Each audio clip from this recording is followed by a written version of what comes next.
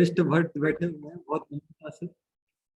श्रीमान गोपाल चंपू प्रभु, महावीर प्रभु, शिपात सेवा प्रभु और अन्य भक्त बहुत सारे ऑनलाइन भी हैं। उनको सबको दंडवान प्रणाम करता हूँ। और कृपया आशीर्वाद दीजिए कि मैं भगवान का गुणगान कर सकूं, हृदय की शुद्धिकरण करने के लिए, भगवान को प्रसन्नता देने के लिए और आप सभी भक्तों को प्रसन्न करने के लिए। तो हम आज चर्चा कर रहे हैं, शुरुआत करेंगे चौथे अध्याय से।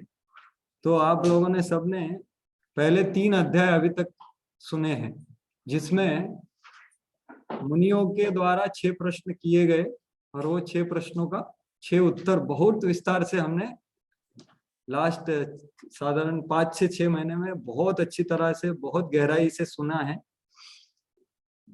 और आप सब लोगों ने बहुत अच्छे से ग्रहण किया है, प्रश्न उत्तर वगैरह करके। मैं खुद भी बैठा था।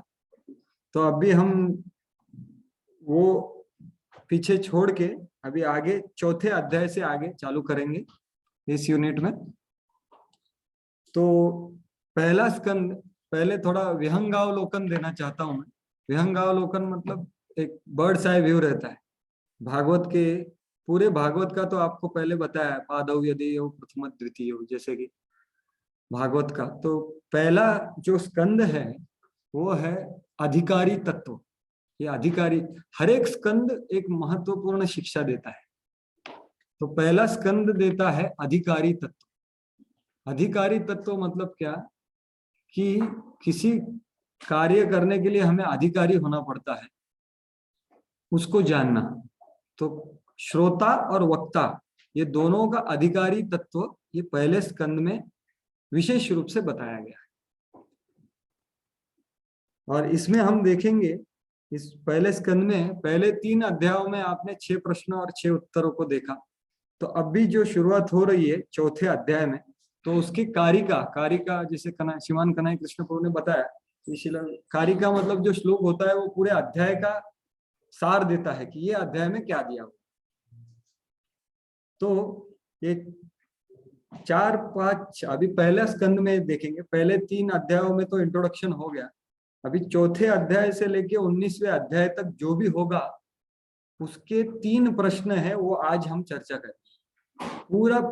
पूरा पहला स्कंद, बचा हुआ पहला स्कंद, तीसरे अध्याय से लेके 19वें अध्याय तक, इसका जो सीड मतलब क्या, उसको बीज बोलेंगे। तो बीज के 3 प्रश्न है ये अध्याय। वो संक्षेप रूप में ये है कि भागवत का प्राकट्य कैसे हो, उसका इतिहास इत्यादि, ये एक पहला प्रश्न है। उसका उत्तर चौथे, 5वें और 6वें अध्याय में दिया है, जो हम ये यूनिट में चर्चा करेंगे। दूसरा प्रश्न है परीक्षित महाराज के जन्म कर्म के बारे में, उनकी क्रियाकलापों के बारे में। उसका वर्णन होता है 7वें अध्याय से लेके 17वें अध्याय तक बोल सकते हैं। परीक्षित महाराज का जन्म कर्म, और जैसे कि उन्होंने कली को ये किया इत्यादि, और उनका संरक्षण हुआ भगवान द्वारा जन्म के वक्त इत्यादि। और वो प्रसंग होने के पहले क्या क्या हुआ उसका भी आता है। जैसे बहुत ही अच्छा प्रसंग, भगवान का द्वारका में आगमन, भगवान का हस्तिनापुर से जाना, और कुंती महारानी की प्रार्थनाएं, भीष्म पितामह इत्यादि, ये सब भी आता है। लेकिन ये सब हम बोल सकते हैं कि सुखदेव गोस्वामी का एक ये हो गया है डिटूर बोलते हैं ना, एक बहुत मधुरता के इसमें वो घुस गए। लेकिन हालांकि वो टॉपिक से बाहर नहीं गए थे। परीक्षित महाराज का जन्म बताने के पहले जो चीजें हुई उनको वो बताते हैं। तो वो बताते हैं 7वें अध्याय से लेके आगे। और तीसरा प्रश्न है सुखदेव गोस्वामी के बारे में। सुखदेव गोस्वामी और परीक्षित महाराज का वार्तालाप कैसे हुआ। तो ये 3 प्रश्न है। पहला प्रश्न क्या है, संक्षेप रूप में बता रहा हूं कि पहला प्रश्न है भागवत का प्राकट्य, उसका इतिहास, उसका प्रेरणा, ये सब कहां से हुआ, ये पहला प्रश्न है। उसका उत्तर ही हम चर्चा करेंगे इस यूनिट में, चौथा अध्याय, 5वां अध्याय और 6वां अध्याय में। दूसरा प्रश्न है परीक्षित महाराज के जन्म और कर्म के बारे में, और तीसरा प्रश्न है सुखदेव गोस्वामी के बारे में और उनका वार्तालाप परीक्षित महाराज से कैसा हो। तो इसके ये 3 प्रश्नों का उत्तर है पूरा पूरा पहला स्कंद बचा हुआ, चौथे अध्याय से लेके 19वें अध्याय। तो अभी पहले प्रश्न का उत्तर चौथे अध्याय में, चौथे 5वें और 6वें अध्याय में इस बार हम प्रयास करेंगे उसको चर्चा करने का। तो चौथा, अभी आते हैं चौथे अध्याय पे। तो जैसे मैं बता रहा था आपको कि कारिका पे आएंगे। जैसे मैंने बताया कि श्रोता और वक्ता इसकी अधिकारी तत्व बताया है। तो अधिकार बताने के लिए उनका जीवन शैली, उनका वैराग्य, उनका भक्ति, ये सब का वर्णन होना चाहिए। तो ये सब पहले स्कंद में है। आप देखिए परीक्षित महाराज का कौन से परिस्थिति में उन्होंने कैसा निर्णय लिया, कैसा परिस्थितियों को सामना किया, ये सब वर्णन है। और परीक्षित महाराज कौन है? आदर्श श्रोता है, उनका वर्णन है। और आदर्श वक्ता कौन है? यह है सुखदेव गोस्वामी। तो उनका भी वर्णन आता है 18वें और 19वें अध्याय में, और वो दोनों का मीटिंग होता है 19वें अध्याय। तो आप देखोगे कि ये सब श्रोता और वक्ता का अधिकार क्या होना चाहिए। तो पहला स्कंद ये बहुत बहुत जरूरी है, और प्रभुपाद जी ने यही स्कंद इधर लिखा था। पहला स्कंद के ही 3 जो वॉल्यूम्स लेके गए थे प्रभुपाद जी, वो वृंदावन में बैठ के राधा दामोदर मंदिर में लिखा था। तो ये बहुत बहुत अहम है। प्रभुपाद जी को पता नहीं था कि आगे मैं कितना लिख पाऊंगा, तो और ही भी ज्यादा अहम हो जाता है, क्योंकि प्रभुपाद जी ने उनके तात्पर्यों में सब कुछ दे दिया है। जो भी आगे आने वाला है वो भी महत्वपूर्ण चीज है। तो ये बहुत बहुत महत्वपूर्ण स्कंद है जो अधिकार को बताता है।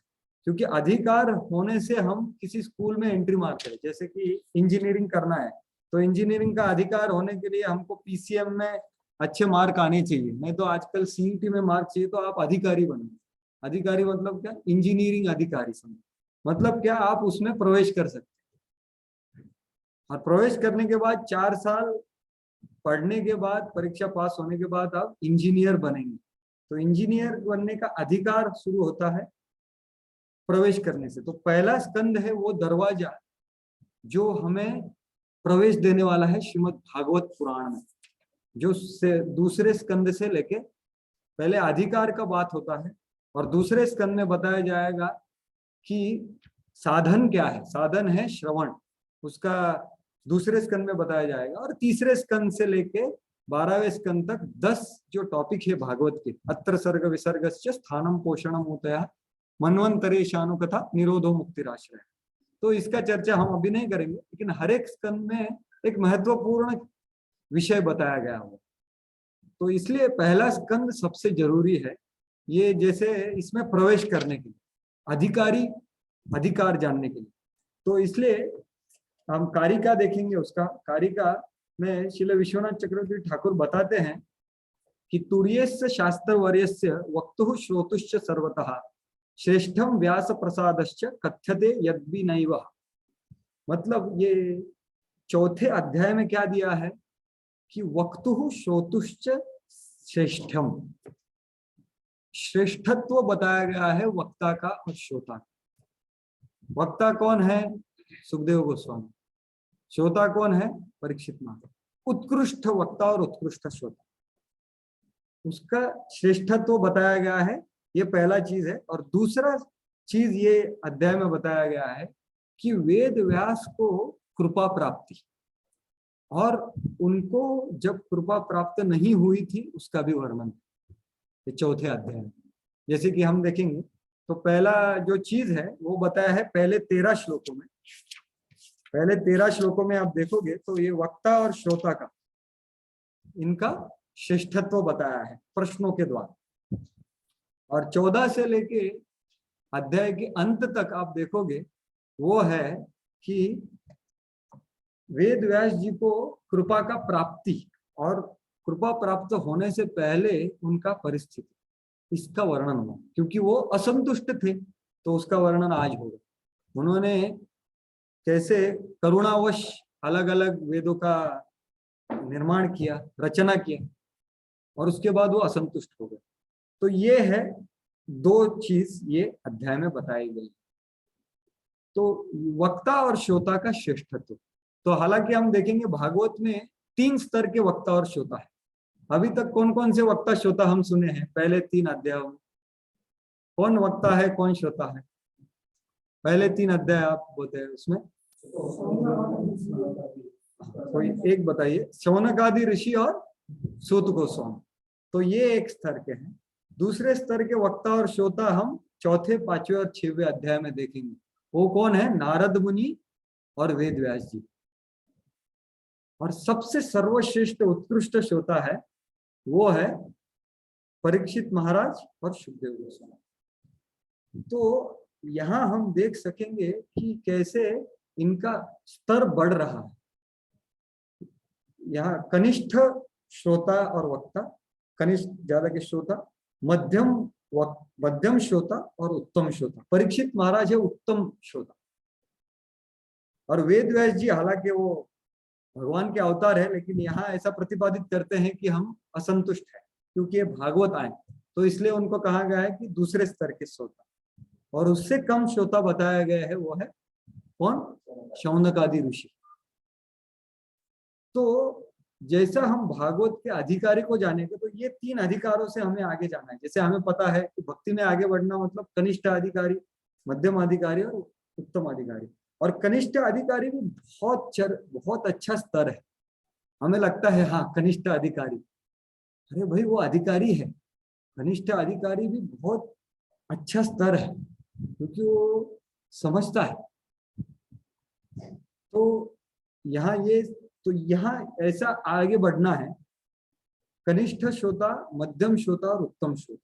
तो यहाँ हम फर्क देख सकेंगे। जैसे पहले श्लोक में जाएंगे अभी, ये थोड़ा ओवरव्यू देख के, विहंगावलोकन देख के, कि मैं उच्चारण करूंगा, आप सिर्फ ये दिख रहा है? हाँ, स्क्रीन शेयर करना, एक मिनट। भाषांतर पढ़ने के लिए स्क्रीन शेयर, पेन ड्राइव डाला है ना इसमें? तो पेन ड्राइव डालेंगे। यस,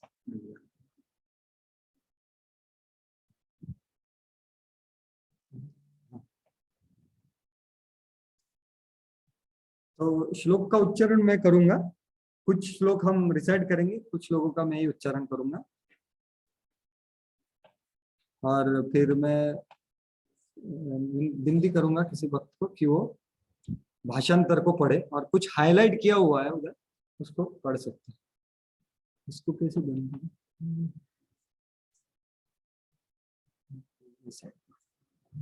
व्यास उवाच इति ब्रुवाणं संस्तूय मुनीनां दीर्घसत्राणां वृद्धः कुलपतिः सूतं बृहद्रचः शौनको ब्रवीत्। हाँ, आप सब लोग मेरे पीछे मत दोहराइए, मेरे साथ ही दोहराएंगे तो अच्छा रहेगा क्योंकि हमको। तो व्यास उवाच इति ब्रुवाणं संस्तूय मुनीनां दीर्घसत्राणां वृद्धः कुलपतिः सूतं बृहद्रचः शौनको ब्रवीत्। हाँ, भाषांतर उधर है तो भाषांतर पढ़ेंगे क्या उधर से? तो उधर बता।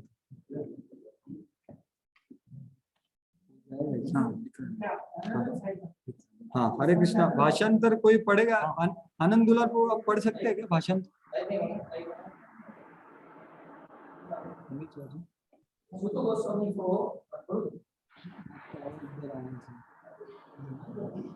हमें, हाँ फिलहाल मैं ही पढ़ता हूँ। भाषांतर इस प्रकार से है। सूत गोस्वामी को इस प्रकार बोलते देखकर दीर्घकालीन यज्ञोत्सव में लगे हुए समस्त ऋषियों में विद्वान तथा वयोवृद्ध अग्रणी शौनक मुनि ने सूत गोस्वामी को निम्न प्रकार संबोधित करते हुए बधाई दी। तो ये पहले श्लोक में क्या बताया? जैसे मैंने बोला 3 स्तर के हैं। तो मुनि नाम दीर्घ सत्राणा, तो ये सब मुनि लोग, शौनक आदि मुनि लोग किसके लिए बैठे थे पहले?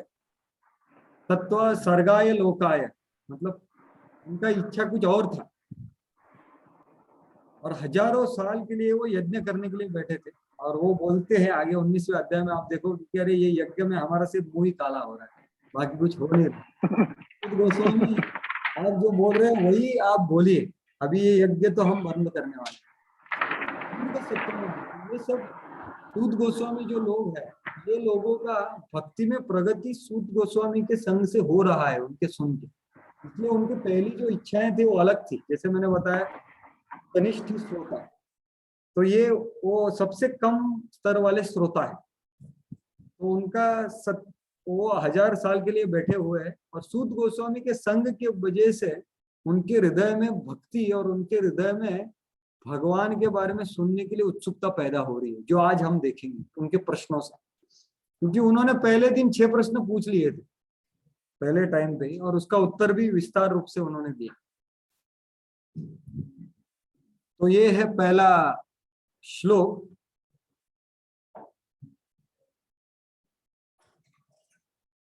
और पहले श्लोक में जैसे प्रभुपाद जी, जैसे मैंने बताया, इधर प्रभुपाद जी लिख रहे हैं। अब अभी कोई पढ़ने को बोलूं? हाँ अभी दिख रहा है, कोई पढ़ सकता है क्या? बलराम दुलाल को आप पढ़ेंगे ये हाईलाइट किया हुआ? सॉरी, एक मिनट। हाँ, विद्वानों की सभा में जब भी वक्ता को बधाइयां दी जाती है या उनको संबोधित किया जाता है, तो बधाई देने वाले में निम्नलिखित योग्यताएं होनी चाहिए। हाँ, तो ऐसा नहीं है कि देखो आजकल के पॉलिटिशियन असेंबली में आप देखो कितना मारा मारी वगैरह होता है, कुछ टेबल बजाते हैं। नहीं, यहाँ क्या बताया, विद्वानों के सभा में। जैसे सभ्य आदमी किसको बोला जाता है? वो सभा में बैठने के योग्य होता है। मतलब वो सभा, जो सभा में सही तरह से बैठ के सही बर्ताव करता है, उसको बोलते हैं सभ्य। तो विद्वानों की सभा में जब वक्ताओं को बधाई दी जाती है ना, तो भी वो कौन देता है? जो योग्य, पूरी सभा में जो वरिष्ठ आदमी होता है वो देता है। वो वरिष्ठ कौन थे? शौनक आदि ऋषि, ऐसा बोला जाता है। मतलब क्या? शौनक ऋषि उनके नेता थे और वो सबसे वरिष्ठ थे। तो उनके 3 विशेषणों में वर्णन किया गया है इधर उनका श्रेष्ठत्व का। क्या बोला है? वृद्ध, कुलपति ही, बृहद त्वचा। तो ये 3 इसका वर्णन प्रभुपाद जी करते हैं। वृद्धा मतलब क्या, हमें पता है, वृद्ध मराठी में भी वही है। वृद्ध मतलब क्या? जो वय से, जो आयु से ज्यादा आगे है सबसे। तो वो ऐसा सुना है मैंने कि 90 साल के आसपास थे शौनक ऋषि। तो बहुत बहुत ही वय से भी, आयु से भी बहुत ज्यादा थे। लेकिन उतना ही नहीं था, सिर्फ आयु से ज्यादा होने से पूरे सभा में वरिष्ठत्व नहीं होता। इसलिए सुखदेव गोस्वामी दूसरा बोल रहे हैं, कुलपति ही। कुलपति मतलब वो सही खानदान से भी थे, मतलब उनका जो कुल था वो भी था। प्रभुपाद जी बोल रहे हैं इधर कुलपति मतलब हाँ, सभा के अध्यक्ष। और इतर आचार्य बोलते कुल, जो अच्छे कुल में आए हैं जन्म से, जैसे कि वो ब्राह्मण कुल से थे इत्यादि। तो ये दूसरी पात्रता हो गई, और वो गुरु वगैरह थे। और तीसरी पात्रता जो सबसे महत्वपूर्ण है, वो है बहुव्रचः। मतलब वो सिर्फ ज्यादा आयु के नहीं थे, नहीं तो ज्यादा उन्होंने अच्छा जन्म भी नहीं लिया था, क्योंकि ये बाह्य है। लेकिन वो बहुत विद्वान थे, शास्त्रों में पंडित थे। तो उसका इधर प्रभुपाद जी वही लिख ले, लर्नेड। लर्नेड नहीं तो विद्वान, पंडित। तो ये थे शास्त्रों में। हालांकि इसका अर्थ इधर समझना चाहिए कि ये सूत गोस्वामी जितने नहीं थे, भक्ति में इतने अग्रसर नहीं थे, लेकिन शास्त्रों में बहुत अग्रसर, उनको सब पता था। इसलिए उनके प्रश्नों से हमें पता चलेगा आगे, आगे के 6 श्लोक जो है, 6 नहीं 12 श्लोक तक वही बोलेंगे, उससे पता चलेगा उनका ये। तो इसलिए हम देखते हैं हमारे इधर भी जब भागवत कक्षा होती है, कोई बड़ा, कोई अच्छे महाराज वगैरह आते हैं, तो सबसे वरिष्ठ आदमी वो है, उनका इंट्रोडक्शन करता है, उनका गुणगान वगैरह करता है। तो ये है संस्कृति, वही इधर बताई गई है, और उसका ही हमने ये करना चाहिए। ऐसा नहीं हो रहा है कि वो बोल रहा है, कोई दूसरा बोल रहा है, मैं बोलता हूँ, ऐसा कुछ नहीं। सब लोगों को दे एक्सेप्ट दैट ये हमारा नेता है, और ये हमारे हृदय को जानता है और हमारा प्रतिनिधित्व कर रहा है, ये सब लोग जान सकते हैं। और शौनक मुनि का भी पात्रता ये था कि वो सबका मनस्थिति समझने के पात्र थे और वो वैसे प्रश्न कर रहे थे, तो दोनों प्रकार से वो पात्र थे। आगे प्रभुपाद जी साक्षात्कार के बारे में बताएंगे, उसमें लास्ट में आएंगे हम लोग। पहले ये पढ़िए कि जो मैंने बताया कारिका का, नहीं तो ये भागवत का जो ये पहला स्कंद है उसमें क्या महत्वपूर्ण है कि वक्ता और श्रोता का अधिकारित्व, तो वही प्रभुपाद जी ने भी ये तात्पर्य के लास्ट में बताया है। अगर हाँ यहाँ से आप पढ़ोगे क्या प्रभु जी? ऐसे व्यक्ति से, हाँ पढ़ता हूँ। हाँ, ऐसे व्यक्ति से कभी नहीं सुनना चाहिए जो मूल आचार्य का प्रतिनिधित्व करता हो न करता हो। अतएव इस सभा में वक्ता तथा श्रोता दोनों ही प्रामाणिक थे, जिसमें श्रीमद् भागवत को दूसरी बार सुनाया जा रहा था। हाँ आगे भी पढ़िए प्रभु। वो अंडर वो स्ट्राइक आउट किया है। हाँ वो स्ट्राइक आउट मैंने जो भी वो पढ़ सकते हैं, पढ़े ठीक है, हाईलाइट ही समझिए, पढ़िए। भागवत के ऐसे मानक वाचन से वास्तविक उद्देश्य को बिना किसी कठिनाई के स्थिर रखा जा सकता है। ऐसी स्थिति उत्पन्न किए बिना बाह्य प्रयोजनों के लिए भागवत का वाचन वक्ता तथा श्रोता दोनों के लिए व्यर्थ का श्रम है। हाँ, तो यहाँ बताया गया, प्रभुपाद जी बोल रहे हैं कि ये जो भागवत का ज्ञान का साक्षात्कार का हस्तांतरण हो रहा है, उसके लिए एक परिस्थिति की आवश्यकता है। वो परिस्थिति क्या होनी चाहिए इधर बताया गया।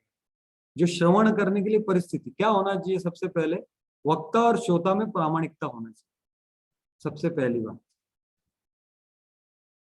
और इधर प्रामाणिक क्यों है? क्योंकि जो वक्ता है उन्होंने पहले सुना हुआ है, और वो बोल रहे हैं, लास्ट श्लोक में हमने चर्चा किया होगा, यथाधीतम यथामति, कि सूत गोस्वामी बोले कि मैं लास्ट श्लोक में, लास्ट चैप्टर के, सोहवम श्रावयिष्यामि यथाधीतम यथामति, कि भाई हे शौनक आदि ऋषियों, मैं आपको वही सुनाऊंगा जितना मैंने सुना है और जितना मैंने साक्षात्कार मुझे हुआ है, यथाधीतम यथामति। ये है प्रामाणिक वक्ता, जो अच्छा श्रोता है, जिसका चर्चा हमने पहले किया है। और वो तो हो गया, श्रोता वक्ता तो बहुत बार प्रामाणिक और अच्छा मिल जाता है, लेकिन श्रोता का पात्रता क्या है? ये उधर प्रभुपाद जी बता रहे हैं कि अगर ये उद्देश्य, वास्तविक उद्देश्य साध्य करना है भागवत का, तो ऐसे परिस्थिति उत्पन्न होनी चाहिए। अगर नहीं हुई तो क्या, बाह्य प्रयोजन, बहुत सारा प्रयोजन किया लेकिन वो श्रोता सही नहीं है तो कुछ नहीं होगा। वो क्या बोल रहे हैं? व्यर्थ का श्रम है, श्रम एवं ही केवल। तो ये भागवत सुनना, ये सुनना नहीं है। सुनना एक क्रिया होती है जो हम करते हैं अकेले, लेकिन भागवत को श्रवण करना होता है। और ये श्रवण करना ये प्रक्रिया है, ये क्रिया नहीं है। ये एक प्रक्रिया है जिसमें भाग लेना होता है। क्रिया हम अकेले कर सकते हैं, प्रक्रिया में हम भाग लेना है। भाग लेना है मतलब क्या? सही चेतना से प्रामाणिक होकर बैठना है। श्रवण मतलब क्या? सबसे पहला चीज है श्रद्धा। श्रद्धा होना चाहिए किसके ऊपर? वक्ता के ऊपर। श्रद्धा होना चाहिए जो चर्चा हो रहा है उसके ऊपर। और सिर्फ श्रद्धा नहीं, श्रद्धा, विश्वास और एक आकर्षण। श्र का मतलब है श्र, वह क्या है? विनीत भाव या वरण, दो चीज। विनीत भाव मतलब क्या? जो हम वरण, वरण करना मतलब क्या? जो बोला है उसको ग्रहण करना। ठीक है भाई, ये बोला है। अगर ग्रहण कर नहीं सक रहे, हमारे दिमाग में कुछ और है, तो क्या करना चाहिए? उसको पूछना चाहिए और वरण करने का प्रयास करना चाहिए। इसलिए वो वरण होगा। और ये हम कब पूछेंगे? जब विनीत भाव होगा तभी। तो ये दूसरा चीज है, वो वरण करना। जो बोला गया श्रद्धा है तो वरण करना, एक्सेप्टिंग द मैसेज में जो संदेश दिया जा रहा है उसको स्वीकार करना। और हमारा जो मनोभाव है, मनोकल्पना है पहले वाली, जो पहले इधर उधर सुना हुआ है भक्ति में आने से पहले, उसको सबको बाजू में रख के इसको स्वीकार करना, और उसमें कुछ अगर हमें संशय है तो उसको पूछना। उसमें कुछ ये नहीं करना कि भाई अरे पूछा तो क्या होगा, लोग क्या कहेंगे, प्रभु जी क्या सुनेंगे, ऐसा कुछ नहीं। ये वह है, उसके लिए विनीत भाव जरूरी है। और तीसरा सबसे महत्वपूर्ण क्या है, न तो नम्रता। नम्रता से श्रवण करना, मतलब अरे ये सब तो मैं सुना हूं, ये सब पता है, तो फिर अगर ये मन में चल रहा है तो हम कुछ स्वीकार नहीं कर सकते, क्योंकि स्वीकार होता है इधर से, कान से, श्रवण। तो इसलिए इसलिए प्रभुपाद जी बोल रहे बाह्य बहुत सारा प्रयोजन कर लिया, बहुत अच्छा साउंड सिस्टम है, सब वक्ता भी बहुत अच्छा है, सब सेटिंग अच्छा है, लेकिन अगर हमारा हृदय का स्थिति श्रवण नहीं है तो हम ये प्रक्रिया में भाग नहीं ले सकते। तो यही यहाँ बोला जा रहा है, और पहले स्कंद में आपको यही सुनने को मिलेगा कि अलग अलग कैसे ये पात्रता को हमें निर्माण करना है। और इधर तो ये है लास्ट पार्ट परपोर्ट का, और ऊपर हम जाएंगे अभी जहां वक्ता का विशेषता बताया गया है, और उसमें बताया गया है कि साक्षात्कार क्या है। तो कृपया पढ़िए प्रभु जी बलराम दुल्हन को। अभी यहाँ बताया जाएगा कि आत्मा अनुभूति या आत्म साक्षात्कार, हम बोलते हैं ना सेल्फ रियलाइजेशन, वो क्या है श्रवण करने के बाद। तो पढ़िए प्रभु। आत्म अनुभूति का अर्थ यह नहीं है होता कि गर्व के कारण पूर्ववर्ती आचार्य का उल्लंघन करके कोई अपनी विद्वत्ता का प्रदर्शन करे। उसे पूर्ववर्ती आचार्य पर पूरा विश्वास होना चाहिए, और साथ ही साथ उसे विषय का ऐसा उत्तम ज्ञान होना चाहिए कि वह किसी विशिष्ट अवसर पर उस विषय को उपयुक्त ढंग से प्रस्तुत कर सके। विषय के मूल उद्देश्य का पालन होना चाहिए। खींचतान कर उसका कोई दुर्बोध अर्थ नहीं निकालना चाहिए, अपितु श्रोताओं को समझाने के लिए उसे रोचक ढंग से प्रस्तुत करना चाहिए। इसे आत्मसात करना कहा जाता है। हाँ, तो प्रभुपाद जी इधर बहुत अच्छी तरह से बता रहे हैं। इसके ऊपर थोड़ा पहले चर्चा हुआ है, मुझे मेरे ख्याल से कन्हैया कृष्ण प्रभु ने बताया था, तो भी बहुत जल्दी से हम देख लेंगे कि प्रभुपाद जी इधर क्या बता रहे हैं कि आत्मा अनुभूति ने तो आत्म साक्षात्कार मतलब। तो सबसे पहला चीज इधर है कि उसको विश्वास होना चाहिए, पूर्ववर्ती आचार्यों के ऊपर विश्वास होना चाहिए कि प्रभुपाद जी और पूर्ववर्ती आचार्य जो भी कह रहे हैं वो सही है, विश्वास होना चाहिए। दूसरी चीज क्या है, ये विश्वास से वो जो ग्रहण किया है उसको अच्छी तरह से विषय को समझना चाहिए। बराबर ना, वो बताया है इधर, क्या बताया इधर, उत्तम ज्ञान होना चाहिए। वो विषय वस्तु जो विस्तार से बता रहा है उसका ज्ञान उसे होना चाहिए, जिसने विश्वास से उससे ग्रहण किया और उसको समझा है, वो विषय के बारे में अच्छे से समझा है। ये दूसरी पात्रता हो गई वक्ता की। और तीसरी पात्रता क्या है कि ये सब समझने के बाद उसको गर्व नहीं होना चाहिए। गर्व नहीं, गर्व के कारण अरे मैं कुछ नया कुछ बताऊंगा, ये सब आचार्यों में नहीं बताया, मैं खुद आचार्यों का उल्लंघन करके मेरे को ये इधर ग्रहण हुआ ये मैं बताऊंगा, नहीं।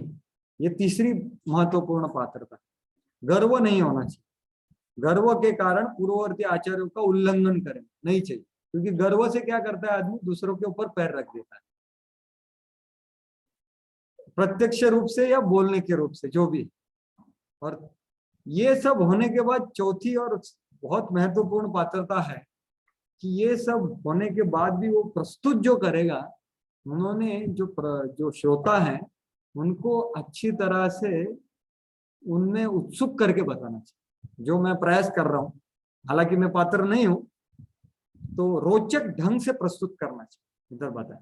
तो प्रभुपाद जी इसका बारे में बता रहे हैं इधर बहुत अच्छी तरह, वक्ता के बारे में, जो सूत गोस्वामी है। तो सूत गोस्वामी का इधर वर्णन हो रहा है, इसलिए उनको लिए भी यहाँ उनका स्तुति होगा। अब स्तुति क्या है वो दूसरे श्लोक से पढ़ेंगे। हरे कृष्ण। तो मेरे साथ ही बोलिए, आप प्रयास कीजिए जो भी है। शौनक उवाच सूत सूत महाभाग वदतांबरः कथां भागवती पुण्यां यदा भगवान शुकः। भाषांतर दो। हरे कृष्ण। एक मिनट आप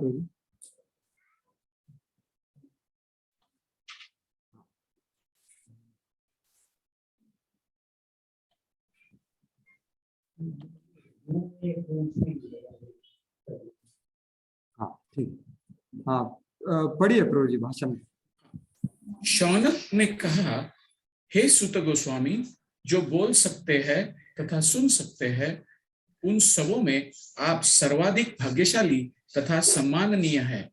कृपा करके श्रीमद् भागवत की पुण्य कथा कहे, जिसे महान तथा शक्ति संपन्न ऋषि शुकदेव गोस्वामी ने सुनाई थी। हाँ, तो ये श्लोक में क्या बताया गया है? सूत सूत महाभाग। सूत सूत बोल रहे 2 बार, बहुत बहुत ही प्रसन्नता से बोल रहे शौनक ऋषि, बहुत आनंद से। सूत सूत महाभाग, कि आप बहुत भाग्यशाली हो। वरम नो वदताम वरह। वदताम वरह मतलब आप बोलने वालों में सबसे श्रेष्ठ है, इसलिए आप बोलिए। आप बोलिए, क्या बोलिए? कथाम भागवतीम पुण्या। जैसे आपने पिछले अध्याय में बताया कि मैंने बैठ के बहुत ध्यान पूर्वक एक जगह पे बैठ के मैंने सुखदेव गोस्वामी से सुना, जब परीक्षित महाराज को बताया जा रहा था, तो वो कथा हमें सुनाई। और क्या सुनाई है? यदाह भगवान शुकः। जो सुखदेव गोस्वामी ने बताया वही आप बताइए। आप आपका कुछ मत बताइए। जो सुखदेव गोस्वामी ने बताया वही आप बताइए। इसलिए उनकी प्रसन्नता क्यों हो रही है सूत गोस्वामी को देख के? क्योंकि सूत गोस्वामी ने अपना भाव प्रकट किया, यथाधीतम यथामत। मैं जो बताने जा रहा हूँ वो मैंने जो सुना है और साक्षात्कार किया है वही मैं बताऊंगा। मैं मेरे मन से कुछ नहीं बताऊंगा। इसलिए शौनक ऋषि प्रसन्न हो गए और इधर वापस बोल रहे, जो सुखदेव गोस्वामी ने बताया ना वही भागवत हमें सुना, एकदम स्पष्ट रूप से बताया। और शक्ति संपन्न भगवान शुक। तो प्रभुपाद जी इधर भगवान शुक, सुखदेव गोस्वामी को भगवान ये विशेषण दिया। भगवान को प्रभुपाद बोल रहे शक्ति संपन्न सुखदेव गोस्वामी, तो उनसे जो सुनाई थी। तो ये श्लोक में सुखदेव, अभी देखिए जैसे मैंने बताया ये अध्याय में 2 चीज का वर्णन हुआ है कि उसमें पहली चीज क्या है? श्रोता और वक्ता का श्रेष्ठत्व। तो वक्ता का श्रेष्ठत्व चालू हो गया। तीसरे श्लोक से लेके आप देखोगे कि 8वें श्लोक तक सुखदेव गोस्वामी और सूत गोस्वामी का गुणगान होगा, मतलब वक्ता का गुणगान होगा, वक्ता का श्रेष्ठत्व बताया जाएगा इधर। तो सुखदेव गोस्वामी का इधर वर्णन होगा, इसलिए इधर बताया जा रहा है। तो हम अभी ये 4 से 8 श्लोक देखेंगे और बाद में तात्पर्यों में जाएंगे। ठीक है। अभी शौनक ऋषि ने सुखदेव गोस्वामी के गुण प्रकट करना चालू कर दिया है और उनको बोला कि आप बोली। तो अभी नेक्स्ट श्लोक देखेंगे।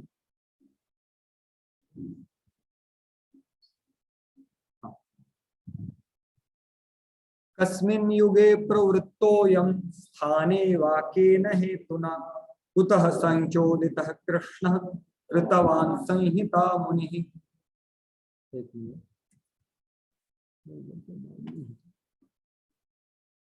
हाँ पढ़िए प्रभु जी भाषण कर। यह कथा सर्वप्रथम किस युग में तथा किस स्थान में प्रारंभ हुई और किस कारण इसे प्रारंभ किया गया? महामुनि कृष्ण द्वैपायन व्यास ने इस साहित्य ग्रंथ को संकलित करने की प्रेरणा कहाँ से प्राप्त की?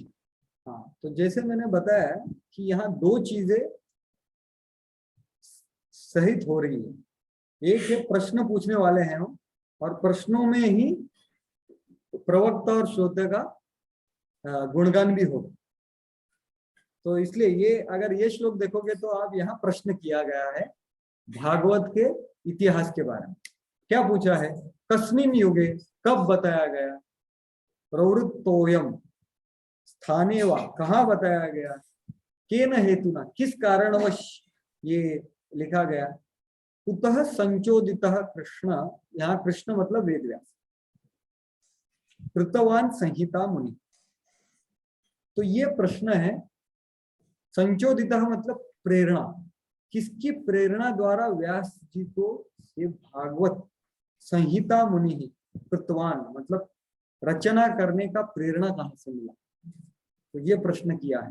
तो शौनक आदि ऋषियों को थोड़ा जानकारी था वेद व्यास ने क्या किया, तो ये यहाँ भागवत के इतिहास के बारे में प्रश्न किया है। क्या प्रश्न किया है कि ये कब बताया गया, कहाँ बताया गया और किस कारणवश बताया गया, ये एक है पहले लाइन में। दूसरे लाइन में किससे प्रेरणा मिलने के बाद इसका रचना हो, तो इसका ही उत्तर होगा चौथा अध्याय, पांचवा अध्याय और छठवां। तो ये है प्रश्न। आगे बढ़ेंगे चौथे श्लोक में, तस्य पुत्रो महायोगी समदृक् निर्विकल्पकः एकांतमतिरुन्निद्रो गूढ़ो मूढ़ इवेयते। हाँ पढ़िए। उनका यानी व्यासदेव का पुत्र परम भक्त समदर्शी ब्रह्मवादी था, जिसका मन सदैव ब्रह्मवाद में केंद्रित रहता था। वह संसारिक कर्मों से परे था, लेकिन प्रकट न होने के कारण अज्ञानी जैसा लगता था। तो यहाँ हम देख सकते हैं कि किसका गुणगान हो रहा है, सुखदेव गोस्वामी का, वक्ता का गुणगान हो रहा है। वक्ता का श्रेष्ठत्व बताया जा रहा है। क्या है श्रेष्ठत्व उसका, बहुत सारे विशेषण हैं। तो महायोगी प्रभु भी इधर है, तो महायोगी सबसे पहला इधर उनको बताया गया है महान योगी, और प्रभुपाद जी उसका भाषांतर करते हैं परम भक्त। तो वो अष्टांग योगी महायोगी नहीं था, उनको सब योग पता थे, लेकिन वो भक्ति योगी था, महायोगी। समदृक् मतलब समदर्शी, निर्विकल्पतः मतलब नितांत ब्रह्मवाद, या जो भेद अभेद की दृष्टि से कल्प संकल्प विकल्प भेद अभेद की दृष्टि से परे था, निर्विकल्प का।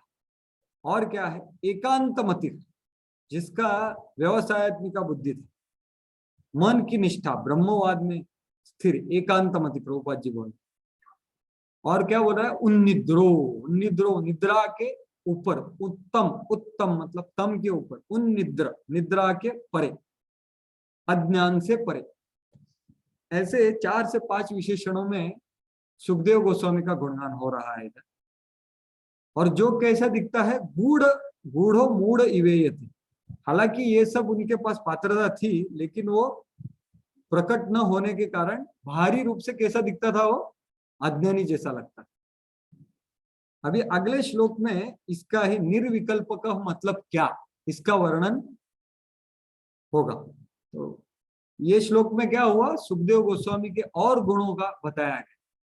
इसका और चर्चा हम तात्पर्य में करेंगे, पहले हम श्लोकों में क्या दिया है वो देखें। तो पिछले श्लोक में बताया गया कि कैसे ये सुखदेव गोस्वामी का गुण बताया।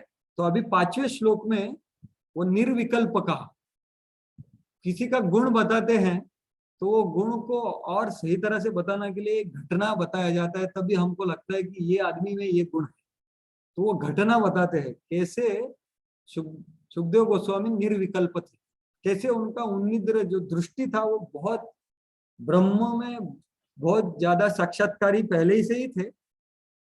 तो उनका दृष्टि का एक घटना द्वारा शौनक मुनि बता रहे। ये कौन सब बोल रहा है, शौनक ऋषि बोल रहे। तो वो एक घटना द्वारा इसका वर्णन करेंगे। दृष्ट्वानुयान्ताम् ऋषिनात्मज, इसका मीटर कुछ अलग है शायद। दृष्ट्वानुयान्तम् ऋषिनात्मजमप्यनग्नं देव्यो ह्रिया परिदधर् सुतस्य चित्रम् तद्वीक्ष्य पृच्छति मुनौ जगदुस्तवास्ति स्त्री पुत्रिदान तो सुतस्य विविक्त दृष्टे। पढ़िए प्रभु, सॉरी, हाँ पढ़िए। जब श्रील व्यासदेव ने अपने पुत्र के पीछे पीछे जा रहे थे, तो नग्न स्नान करती सुंदर तरुणियों ने वस्त्रों से अपने शरीर ढक लिए। यद्यपि व्यासदेव स्वयं नग्न न थे, लेकिन जब उनका पुत्र वहीं से गुजरा था, तब उन्होंने वैसा नहीं किया था। मुनि ने इसके बारे में पूछा तो तरुणियों ने उत्तर दिया कि उनका पुत्र पवित्र है, और जब वह उनकी ओर देख रहा था तो उसने स्त्री तथा पुरुष में कोई भेद नहीं माना, लेकिन मुनि तो भेद मान रहे थे।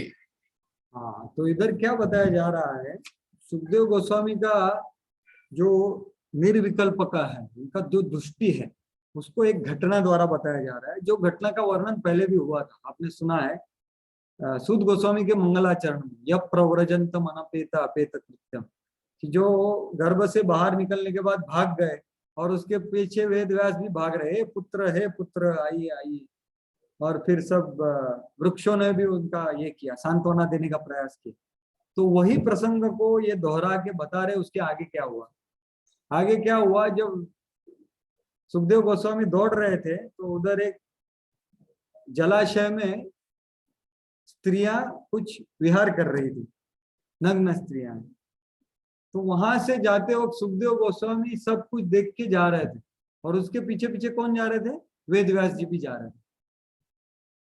लेकिन वेद व्यास जी जब गए तब भी क्या हुआ, वेद व्यास जी ने क्या देखा कि अरे भाई, मेरा बेटा जो बहुत युवक है, और वो सिर्फ युवक नहीं है, युवक सुंदर है, और उससे ज्यादा वो नग्न भी था, और वो उतना भी नहीं, वो सब जगह पे देख के जा रहा था, ऐसा नहीं कि सिर्फ नीचे देख के जा रहा, पूरा सब देख के वो भाग रहा था, युवक बच्चा, नग्न बच्चा।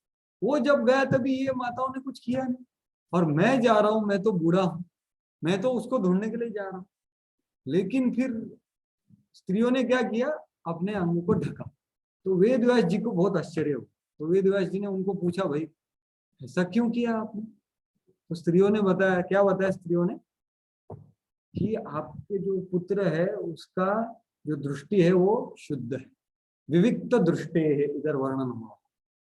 तो ये स्त्रियों का विशेष गुण है, जो आदमी का आंखें देख के पहचान जाता है कौन क्या देखे, ये सिक्स सेंस है। तो ये उनको दृष्टि था, और वेद व्यास जी को उन्होंने ये बताया। तो उसका वर्णन इधर ये घटना द्वारा बताया जा रहा है कि उनका विविक्त दृष्टि था, उनका निर्विकल्प जो था, भेद अभेद से परे, भेदाभेद से परे थे, पुरुष स्त्री ऐसा कुछ नहीं था उनको। तो वो चले गए, तो उनका वर्णन हो रहा है, उनका गुणगान हो रहा है।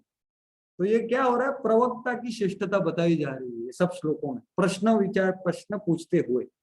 आगे वाले श्लोक में जाएंगे तो ये श्लोक में, आगे वाले श्लोक में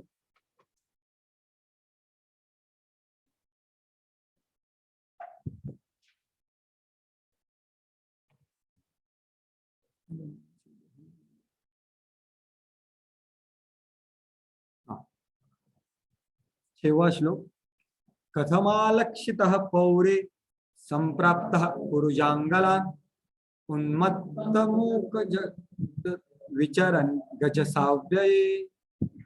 पढ़िए प्रभु।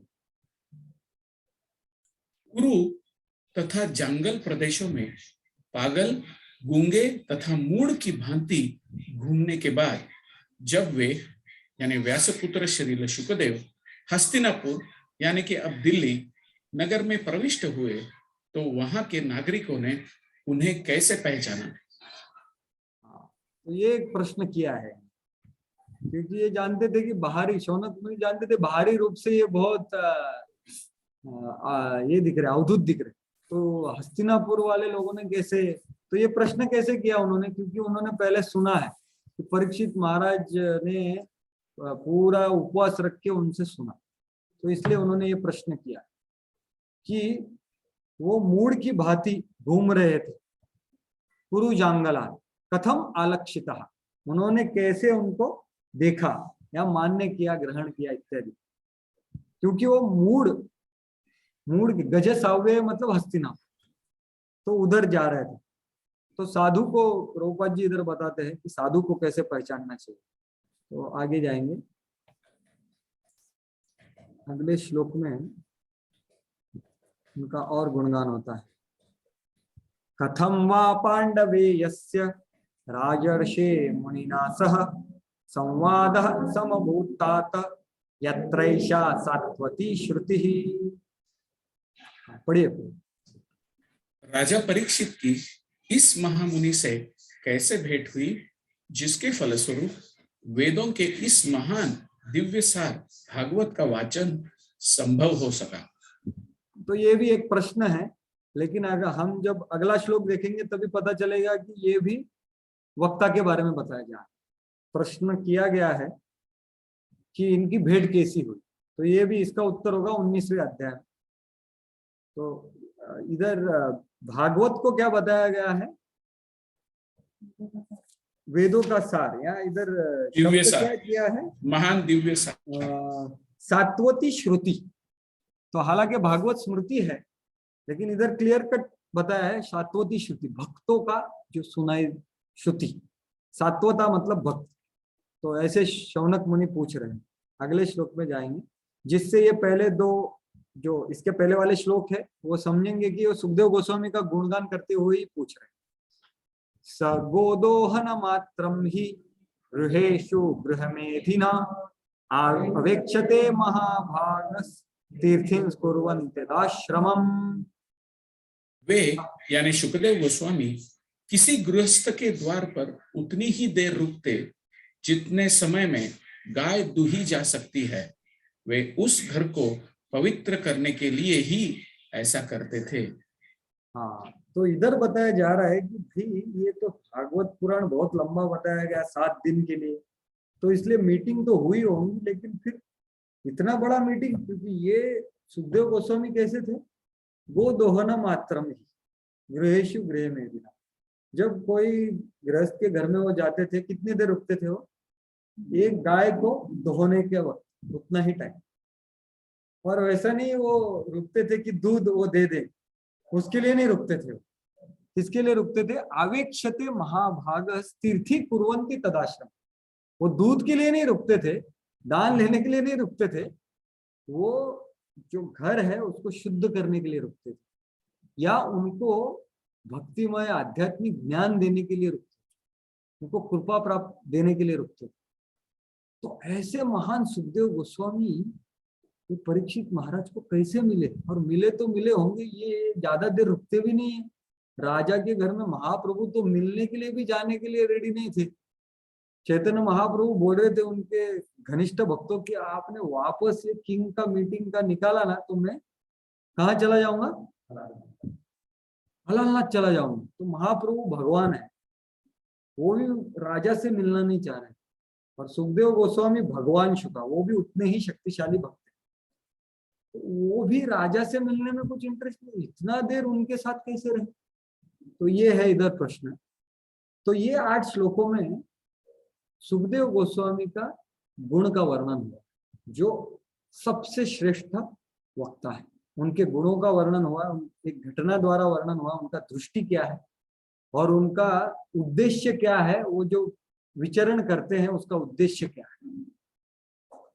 पूरी तरह से अनासक्त व्यक्ति, ये है आदर्श वक्ता। उसका वर्णन हो गया 4थे श्लोक से लेके 8वें श्लोक तक। इसके आगे आप देखोगे श्रोता का वर्णन होगा 9वें से लेके 12वें तक, 13वें तक। उसके बाद हम तात्पर्यों में जाएंगे। तो हम पहले ये देख रहे हैं, फ्लो को क्या बोलते हैं, जो प्रवाह है इसमें जो चल रहा है वो देख रहे हैं। अगला श्लोक, अभी आगे शौनक मुनि, देखो शौनक मुनि कितने बढ़िया तरह से पूछ रहे हैं। अब भी वो पूछे आगे, अभिमन्यु सुतम सूत राहुर भागवतोत्तम तस्य जन्म महाश्चर्यम कर्माणि च गृहीणिनः। कहा जाता है कि महाराज परीक्षित उच्च कोटि के भगवत भक्त थे और उनके जन्म तथा कर्म अत्यंत आश्चर्यजनक थे। उनके कृपया उनके विषय में हमें बताएं। हाँ, तो यहाँ अभी वक्ता की, सॉरी, श्रोता का गुणगान का, प्रश्नों के द्वारा श्रोता का गुणगान भी होता।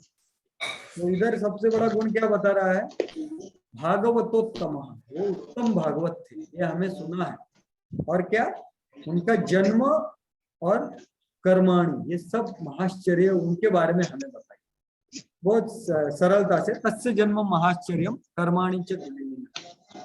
तो आप सब लोगों ने पहले सुना है उनका जन्म कैसे महाश्चर्य था, कर्म वगैरह वो सब आएगा आगे।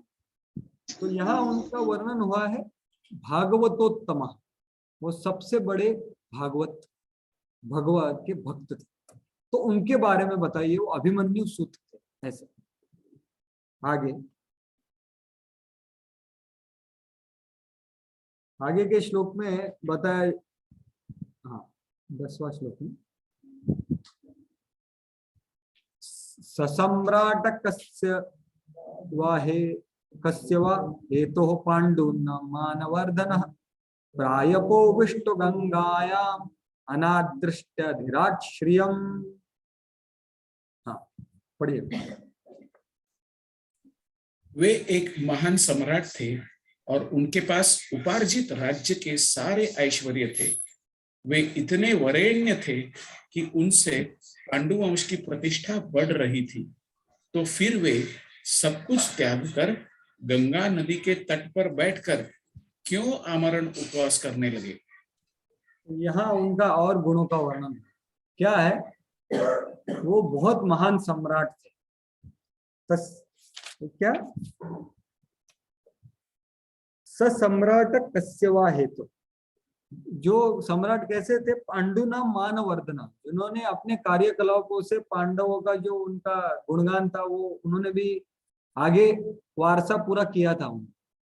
वैसे आदमी ने कैसे क्या अनादृत्य धीराट श्रियम, कि इतने बड़ा राज्य लक्ष्मी है उसका उपेक्षा करके वो कैसे इच्छा की कि भाई मैं अभी उपवास करके मरणों तक मैं उपवास करके चला जाऊं, ऐसा उन्होंने कैसे किया, ऐसा वर्णन, ऐसा प्रश्न पूछा। तो इधर इनका क्या हो रहा है, व्यक्त परीक्षित महाराज का विरक्ति दिख रहा है, जिसका वर्णन अगले श्लोक में भी होगा कि ऐसे महान सम्राट ने जिन्होंने पांडु वंश की प्रतिष्ठा भी बढ़ाई, उन्होंने इतना बड़ा राज्य लक्ष्मी का त्याग, त्याग मतलब इधर शब्द बताया गया क्या है, अनादृत्य, मतलब उसका अनादर किया, नहीं तो क्या किया, उपेक्षा किया। और क्या इच्छा किया, उपवास करने का इच्छा की। ये क्यों किया, ये प्रश्न, तो प्रश्न में उनका गुणगान हो रहा है। आगे जाएंगे, आगे और उनका महत्ता का वर्णन होगा। नमन्ति यत्पादनिकेतनात्मनः शिवाय हानि धनानि शत्रवः कथं सवीरः श्रियमङ्गदुस्त्यजां युवैशतोस्त्र तुमहोसः सुभिः। हाँ पढ़ी। वे इतने बड़े सम्राट थे कि उनके सारे शत्रु आकर अपनी भलाई के लिए उनके चरणों पर अपना शीश झुकाते थे और अपनी सारी संपत्ति अर्पित करते थे। वे तरुण और शक्तिशाली थे और उनके पास अलभ्य राजसी ऐश्वर्य था। तो फिर वे अपना सर्वस्व, यहाँ तक कि अपना जीवन भी क्यों त्यागना चाहते थे। तो यहाँ और मैं और गुणगान होके और बताया जा रहा है परीक्षित महाराज के बारे में, कि ऐसा नहीं जैसे अंग महाराज है भागवत में आते हैं, इतने राज्य बहुत अच्छे कर रहे थे लेकिन उनके बच्चे से बहुत वो त्रस्त होके वो भाग गए। हाँ, नहीं तो कुछ मंत्रियों से त्रस्त होके भाग गए, नहीं नहीं नहीं, ऐसा नहीं, शत्रुओं से त्रस्त होके भाग गए, ऐसा भी नहीं। परीक्षित महाराज का इधर वीरता का भी वर्णन हुआ। क्या वीरता है, नमन्ति यत् पादन निकेतनात्मना शिवाय हानि धनानि शत्रवा, जो शत्रु लोग थे वो इनके पैरों में आके गिरते थे डर कर, और सिर्फ डर कर नहीं, वो सब अपना धन लाके उनको दे देते। क्यों देते थे, शिवाय, कि भाई हमारा भला इसमें है कि भाई इसको दे। शत्रु लोग उनका दंडवत करते थे, इतनी वीरता थी उनमें। ऐसा नहीं कि वो फर्स्टेड होके छोड़ दिए। बहुत बार कभी कभी कोई वैरागी को पूछते हैं, जैसे राधेश्याम को भी बोलते हैं कि कुछ लोग पूछते हैं कि भाई आपने ज्वाइन क्यों किया इतना सब करके, कुछ फ्रस्ट्रेशन हो गया कि लव फेल्योर हो गया, नहीं तो कुछ नौकरी नहीं मिला इसलिए आप सब हो गए, ऐसा तो नहीं, ऐसी बात नहीं है। यहाँ परीक्षित महाराज ने सभी कुछ अच्छा चल रहा था उनका, लेकिन क्यों, कथम स वीर श्रियम अंग दुष्टजाम, दुष्टज मतलब क्या, जो छोड़ने के लिए बहुत मुश्किल है। क्या मुश्किल है? एक तो वो युवा राजा थे, ऐसे नहीं वो अभी ये होने वाले हैं, जैसे मनु, स्वयंभू मनु इतने वरिष्ठ हो गए थे कि भाई उनको अभी रिटायरमेंट को जाना है। वो बोला कि भाई मेरे बेटा तू आजा, अभी मैं रिटायर होता हूँ, मैं भगवान का भक्ति करूंगा। नहीं, ये युवा जन्म न थे, तो उन्होंने ऐसा क्यों किया? युवा थे, वीर थे इतने, और उन्होंने सबसे दुष्टेज क्या था जो आगे बताया है, युवैष तो अस्त्रष्ट महासुभी, कि ये इतना जो यहाँ तक उनके अलभ्य राजसी ऐश्वर्य, ये सब क्यों छोड़ के, ये छोड़ के इच्छा क्यों की उन्होंने? पहला प्रश्न क्या था, उनका उपवास क्यों किया? इधर क्या बोल रहे हो, वैसा इच्छा क्यों प्रकट हुआ उनको? ये सब छोड़ दे, अरे ये सब कुछ अच्छा चल रहा है, उसको छोड़ने का क्यों? कुछ अच्छा सब चल रहा है तो हम कभी छोड़ते नहीं है, तो इन्होंने क्यों छोड़ा? तो ये पूछ रहे हैं इधर। और इधर पता चल रहा है कि परीक्षित महाराज का समझ क्या है, सभी अच्छा होने पर भी वो छोड़ के गए, तो उसका वर्णन होगा आगे, आगे के श्लोक में।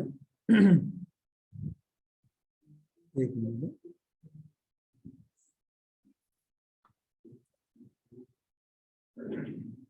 शिवाय लोकस्य भवाय भूतये य उत्तम श्लोक परायणा जनाः जीवन्ति नात्मार्थमसौ पराश्रयम् मुमोच निर्विद्य कुतः कलेवरम्। हाँ प्रभु, थोड़ा सा ऊपर स्क्रॉल कीजिए। जो लोग भगवत कार्य में अनुरक्त रहते हैं वे दूसरों के कल्याण, उन्नति तथा सुख के लिए ही जीवित रहते हैं, वे किसी स्वार्थवश जीवित नहीं रहते। अतएव राजा परीक्षित ने समस्त सांसारिक वैभव की आसक्ति से मुक्त होते हुए भी अपने उस मर्त्य शरीर को क्यों त्यागा जो दूसरों के लिए आश्रय तुल्य था। तो यहाँ परीक्षित महाराज का और गुणगान हो रहा है कि भाई ठीक है, उन्होंने राज्य लक्ष्मी को त्यागा, सब कुछ अच्छा चल रहा था, अरे लेकिन उनका जो शरीर था वो कभी स्वार्थ के लिए उसका इस्तेमाल नहीं करते थे, उनका शरीर सबका आश्रय था, उसका ही वर्णन किया है। क्या किया? जीवंती नात्मार्थमसो पराश्रय, पराश्रय मतलब परीक्षित महाराज राजा का जो शरीर था वो सबों का आश्रय प्रदान करने वाला था। और शिवाय लोकस्य भवाय भूतये यह उत्तम श्लोक परायण जन, उत्तम श्लोक परायण जन मतलब जो शुद्ध भक्त है वो कैसे रहते हैं? जो लोग भगवत कार्य में अनुरक्त हैं, वो क्या करते हैं? दूसरों के कल्याण के लिए, उन्नति के लिए तथा सुख के लिए, मतलब शिवाय भवाय और भूतये, ऑल राउंड वेलफेयर के लिए कार्य करते हैं। सभी तरह से प्रजा के अच्छे के लिए कार्य करने वाले ये राजा, जिनका शरीर सभी का आश्रय था, वो शरीर को ये क्यों त्यागे? मुमोच निर्विद्य कुतः कलेव। और ऐसा नहीं कि ये सब चीज से वो आसक्त थे, वो अनासक्त भी थे, लेकिन अरे उनका शरीर दूसरों के लिए इस्तेमाल हो रहा था, तो वो शरीर क्यों त्यागा? तो और गहरा प्रश्न हो रहा है इधर 12वां जो लास्ट प्रश्न है उनका, जहां परीक्षित महाराज का ही और गुणगान हो रहा है, श्रोता का गुणगान हो रहा है, आदर्श श्रोता का गुणगान। और अभी ये श्लोक देख के हम तात्पर्य में जाएंगे। तत्सर्वं न समाचक्ष्व पृष्टो यदि कश्चन मन्ये त्वां विषये वाचां स्थानमंत्रं छांदसात्। हाँ बढ़िया। हम जानते हैं कि आप वेदों के कतिपय अंश को छोड़कर अन्य समस्त विषयों के अर्थ में पटु है, अतएव आप उन सारे प्रश्नों की व्याख्या की स्पष्ट व्याख्या कर सकते हैं जिन्हें हमने आपसे अभी पूछा है। हाँ, तो इधर शौनक मुनि अपना प्रश्न बोलना सब रुका के अभी सूत गोस्वामी का और थोड़ा वर्णन करके उनको प्रशंसा करके उनको बोल रहे हैं कि आप सब जानते हैं। पूरा इधर श्रद्धाधिकार है, उनके ऊपर पूरा श्रद्धा है कि भाई आपको हमने जो भी पूछा है वो आपको पता है। हम जानते हैं कि आप वेदों के कतिपय अंश छोड़कर, तो अभी ये शौनक मुनि मैंने जैसे बताया वो वृद्ध कुलपति बृहद श्रवण थे, तो वो जानते थे कि ये सूत जो है, सूत गोस्वामी, ये ब्राह्मण परिवार से नहीं थे, ये रोमहर्षण सूत के बेटे थे, वो सूत थे। लेकिन वो पुराणों में, इनके जो पिताजी थे वो पुराणों में बहुत एक्सपर्ट थे, तो ये भी एक्सपर्ट थे, और उससे ज्यादा इन्होंने भागवत सुखदेव गोस्वामी से सुना, इसलिए वो पात्र थे। तो वेदों के कतिपय अंश को छोड़कर, मतलब बाकी कुछ इतर वेदों का जो पाठ है जो शौनक मुनि जानते हैं, तो वो उनको नहीं जानते। तो ये एकदम स्पष्ट रूप से बोल रहे हैं कि आपको भक्ति के बारे में सुखदेव गोस्वामी ने जो बोला है उसके बारे में सब पता है, वो हम जानते हैं, ये चीज हम नहीं जानते, ये भी हम जानते। तो हम कृपया स्पष्ट व्याख्या करें जिसने हमने पूछा है। तो ये 13 श्लोकों में यहाँ पहला विषय का वर्णन हो गया है कि वक्ता और श्रोता के गुण क्या होने चाहिए, और किसके किसके गुणों का वर्णन हुआ है। सुखदेव गोस्वामी और परीक्षित महाराज, जो कि उत्कृष्ट सबसे चरम श्रोता है, जो कि उत्तम भक्ति के स्तर पे स्थित है, जहां हम सभी लोग हम वो स्तर पे जाने का इच्छा रखते हैं। तो तात्पर्य में प्रभुपाद जी यही चीज को बताएंगे कि कैसे हम वो स्तर पे जा सकते हैं, परीक्षित महाराज और सुखदेव गोस्वामी के उत्कृष्ट श्रोता और उत्कृष्ट वक्ता के स्तर पे।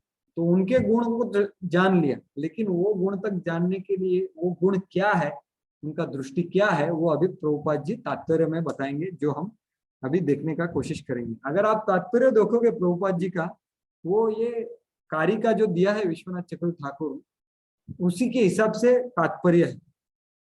तो हम अभी जाएंगे,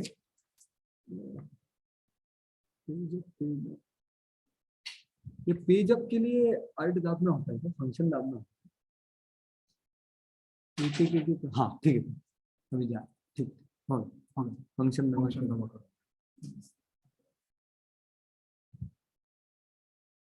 हाँ, तो हमने पहला तात्पर्य चर्चा किया कि साक्षात्कार क्या होता है, और श्रवण क्या प्रक्रिया है, और वो एक परिवेश में होता है, उसमें भाग लेना होता है।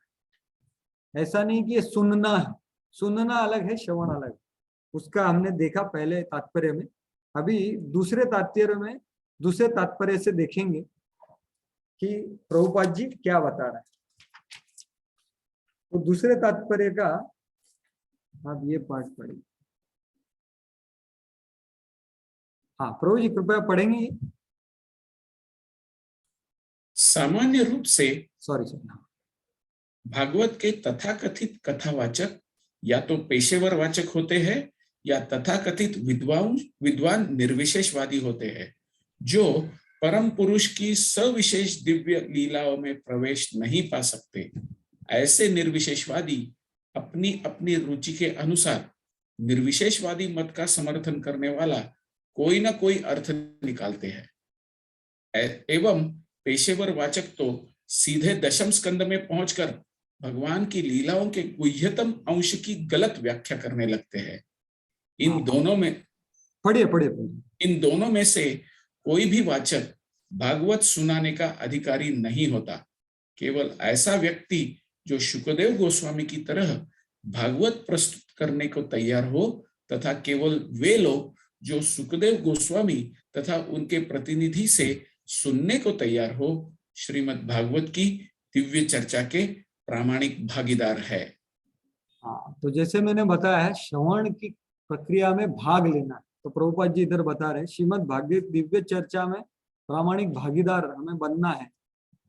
तो कैसा आदमी क्या होना चाहिए, जो सुखदेव गोस्वामी का जैसे प्रस्तुत किया है भागवत, वही भाव से वो भी प्रस्तुत करता है, डायरेक्ट 10वें स्कंद में जम नहीं मारता। तो इसके ऊपर काफी चर्चा हुआ है पहले, हम ज्यादा उसमें नहीं जाएंगे। लेकिन यहाँ महत्वपूर्ण क्या बताया, सुखदेव गोस्वामी ने जैसे स्कंद से लेके स्कंद तक 10वें स्कंद में जाने के बाद भगवान श्री कृष्ण की वृंदावन लीलाओं का वर्णन किया, वैसे ही वक्ता ने भी वैसा ही जाना चाहिए, और वो है सुखदेव गोस्वामी का प्रतिनिधि। अगर उससे हम सुनेंगे तो ही दिव्य चर्चा को प्रामाणिकता से हम भागीदार बन सकते हैं। ये प्रभुपाद जी बता रहे हैं। इसके ऊपर पहले बहुत चर्चा हुआ है, तो आगे जाएंगे।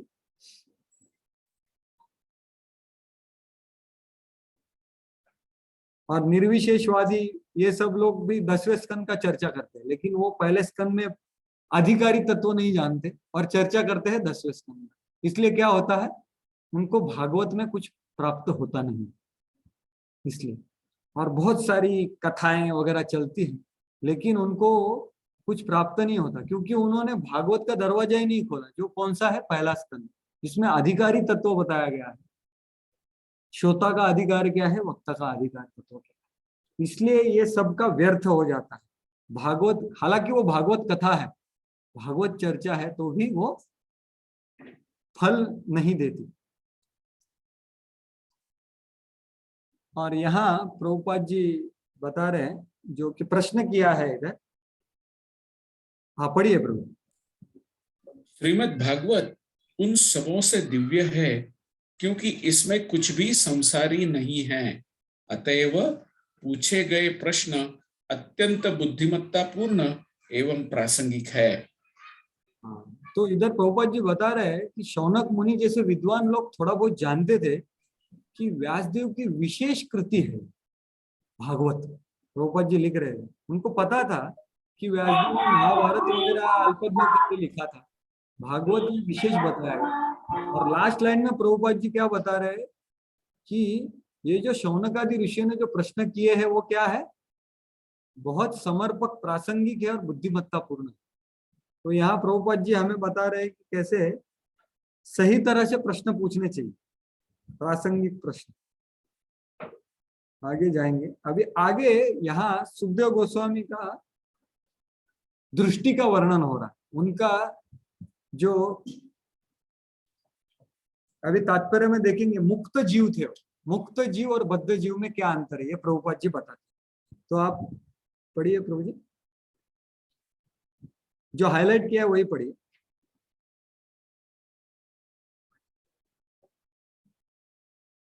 हरे कृष्ण। हाँ, बद्ध जीव मुक्त जीव के वास्तविक कार्यों की कल्पना तक नहीं कर सकता।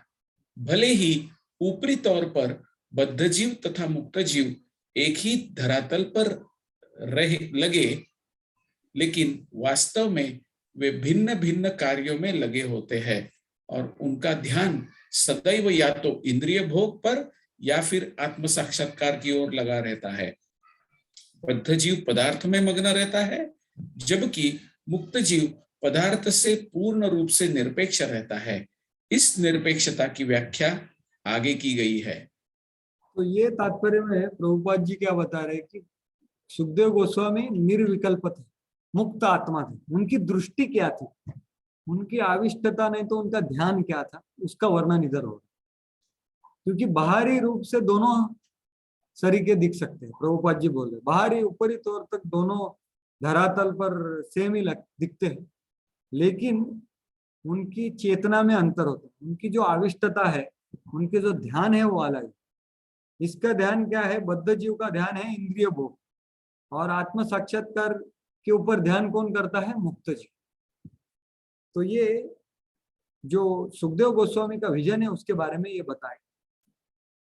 तो हमारी मग्नता किसमें है उससे पता होता है कि हम क्या देखेंगे। जैसे आई थिंक आज सुबह के क्लास में तुकाराम महाराज के बारे में बता रहे थे बहुत अच्छी तरह से, कि तुकाराम महाराज विषयी भगवान, ऐसा कुछ तो था।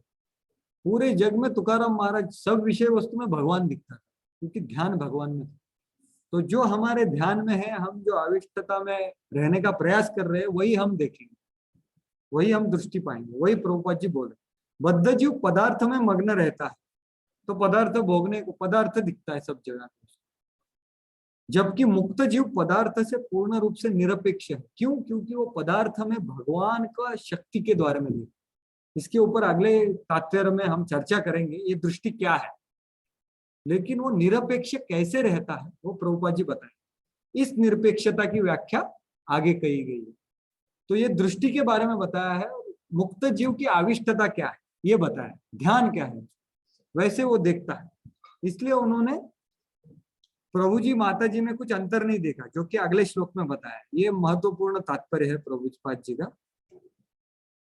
यहाँ वो घटना का वर्णन है जो मैंने पहले किया। अभी आप पढ़िए प्रभु जी इधर से, हाईलाइट किया हुआ। हाँ बीच का भी पढ़ लो, 2 लाइन हाईलाइट नहीं किया। ठीक है, ठीक है। स्त्रियां अपने विशिष्ट गुणों से इसे तुरंत जान गई, अतएव उन्होंने शुकदेव जी के आने की खास परवाह नहीं की। लेकिन जब उनके पिता उधर से गुजरे तो स्त्रियों ने तुरंत वस्त्र ओढ़ लिए। ये स्त्रियां उनकी पुत्रियों या पौत्रियों के जैसी थी। फिर भी व्यासदेव के आने पर उनमें सामाजिक रिवाज के अनुसार प्रतिक्रिया हुई, क्योंकि व्यासदेव गृहस्थ की भूमिका निभा रहे थे। गृहस्थ को स्त्री तथा पुरुष में भेद बरतना होता है, अन्यथा वह गृहस्थ नहीं हो सकता। अतएव मनुष्य को चाहिए कि स्त्री तथा पुरुष के प्रति आसक्ति से रहित होकर शरीर और आत्मा का अंतर जाने। जब तक उसके मन में ऐसा अंतर रहे तब तक उसे शुकदेव गोस्वामी जैसा सन्यासी बनने का प्रयत्न नहीं करना चाहिए। कम से कम सैद्धांतिक रूप से मनुष्य को समझ लेना चाहिए कि जीव न तो नर है न नारी। बाहरी बाने को प्रकृति के ने पदार्थ से इसलिए तैयार किया है कि उसमें विपरीत लिंग के लिए आकर्षण उत्पन्न हो, जिससे वह इस भौतिक जगत में फंसा रहे। तो यहाँ प्रभुपाद जी बता रहे हैं कि हमने क्या करना चाहिए। सुखदेव गोस्वामी का दृष्टि तो हमने देख ली, प्रभुपाद जी विस्तार से बताएगा कि कैसे गृहस्थ को जो वेद व्यास जी ने किया। लेकिन वेद व्यास जी भूमिका निभा रहे थे प्रभुपाद जी को, तो वेद व्यास जी भगवान के अवतार है, वो भूमिका निभा रहे, ऐसा नहीं कि उनको कुछ आकर्षण वगैरह है। तो मनुष्य को चाहिए कि स्त्री तथा पुरुष के प्रति आसक्ति रहित होकर शरीर और आत्मा का अंतर जाने। तो ये सबसे फाउंडेशनल सिद्धांत प्रभुपाद जी बता रहे कि आत्मा के स्तर पे देखने का प्रयास करना चाहिए। कैसे करना चाहिए? जब तक उसके मन में ऐसा अंतर रहे तब तक गोस्वामी का प्रयास नहीं करना चाहिए। तो क्या कम से कम क्या करना चाहिए? ठीक है भाई, ये उत्तम अधिकारी है, लेकिन हमारे स्तर पे क्या करना चाहिए? कम से कम सैद्धांतिक रूप से मनुष्य को समझ लेना चाहिए कि जीव न तो नर है न नारी, सैद्धांतिक रूप से जानना चाहिए। तो हमारा दृष्टि अभी चर्म दृष्टि है। मैं मेरा बताऊं, चर्म दृष्टि से प्रेम दृष्टि जो सुखदेव गोस्वामी का है वो कैसे जाएगा? चर्म दृष्टि से ज्ञान दृष्टि, ज्ञान चक्षु बोल सकते हैं, उसके बाद प्रेम चक्षु। तो चर्म चक्षु से जो देखते हैं उसको उठाकर हमने ज्ञान चक्षु से देखने का प्रयास करना चाहिए, अभ्यास करना। वही प्रभुपाद जी बताए कि सैद्धांतिक रूप से जानो कि भाई किसी को आकर्षित स्त्री देख रही है तो सैद्धांतिक रूप से सोचिए कि शास्त्र क्या बता रहा है इसके लिए। शास्त्र बता रहा है कृमि विद भस्म संयुतम। शास्त्र बता रहा है, जैसे आज के क्लास में बताया कि ये शरीर क्या है, एक घड़ा है जिसमें क्या है, विष्ठा है, मलमूत्र है। बाहरी रूप से बहुत सुंदर दिख रहा है, वो अलग बात है। शास्त्र क्या बोल रहा है वो सही दृष्टि है। तो वो सिद्धांतिक रूप से देखने का प्रयास करना चाहिए, प्रभुपाद जी बताए। और हमें देखेगा कि भाई मैं तो ठीक है, ये सिद्धांत ये विष्ठा रूप है, लेकिन ये बहुत आकर्षक है, तो क्या देखना चाहिए? प्रभुपाद जी बोल रहे हैं बाहरी माने को प्रकृति ने पदार्थ को इसलिए तैयार किया है। क्यों तैयार किया है? कि उसमें विपरीत लिंग के लिए आकर्षण उत्पन्न हो। तो हमारा आकर्षण हो गया, इसके लिए उसको बनाया। और आकर्षण से क्या होगा? हम इधर फंसे रहेंगे। तो हम भौतिक पदार्थ को देखने के बाद क्या दृष्टि से देखते हैं, ये प्रभुपाद क्या दृष्टि से देखना चाहिए। आकर्षण हो भी गया तो भी कैसा देखना चाहिए कि भाई ये आकर्षण एक फांसा है, वो क्या करेगा, मुझे गले में डाल रहा है। ऐसे ये भी बोलते हैं भक्ति विनोद ठाकुर अपने गाने में बहुत अच्छी तरह से बोलते हैं, गोपीनाथ मम निवेदन सुनो विषयी दुर्जन सदा कामे रत किछु नहीं मोर गुण।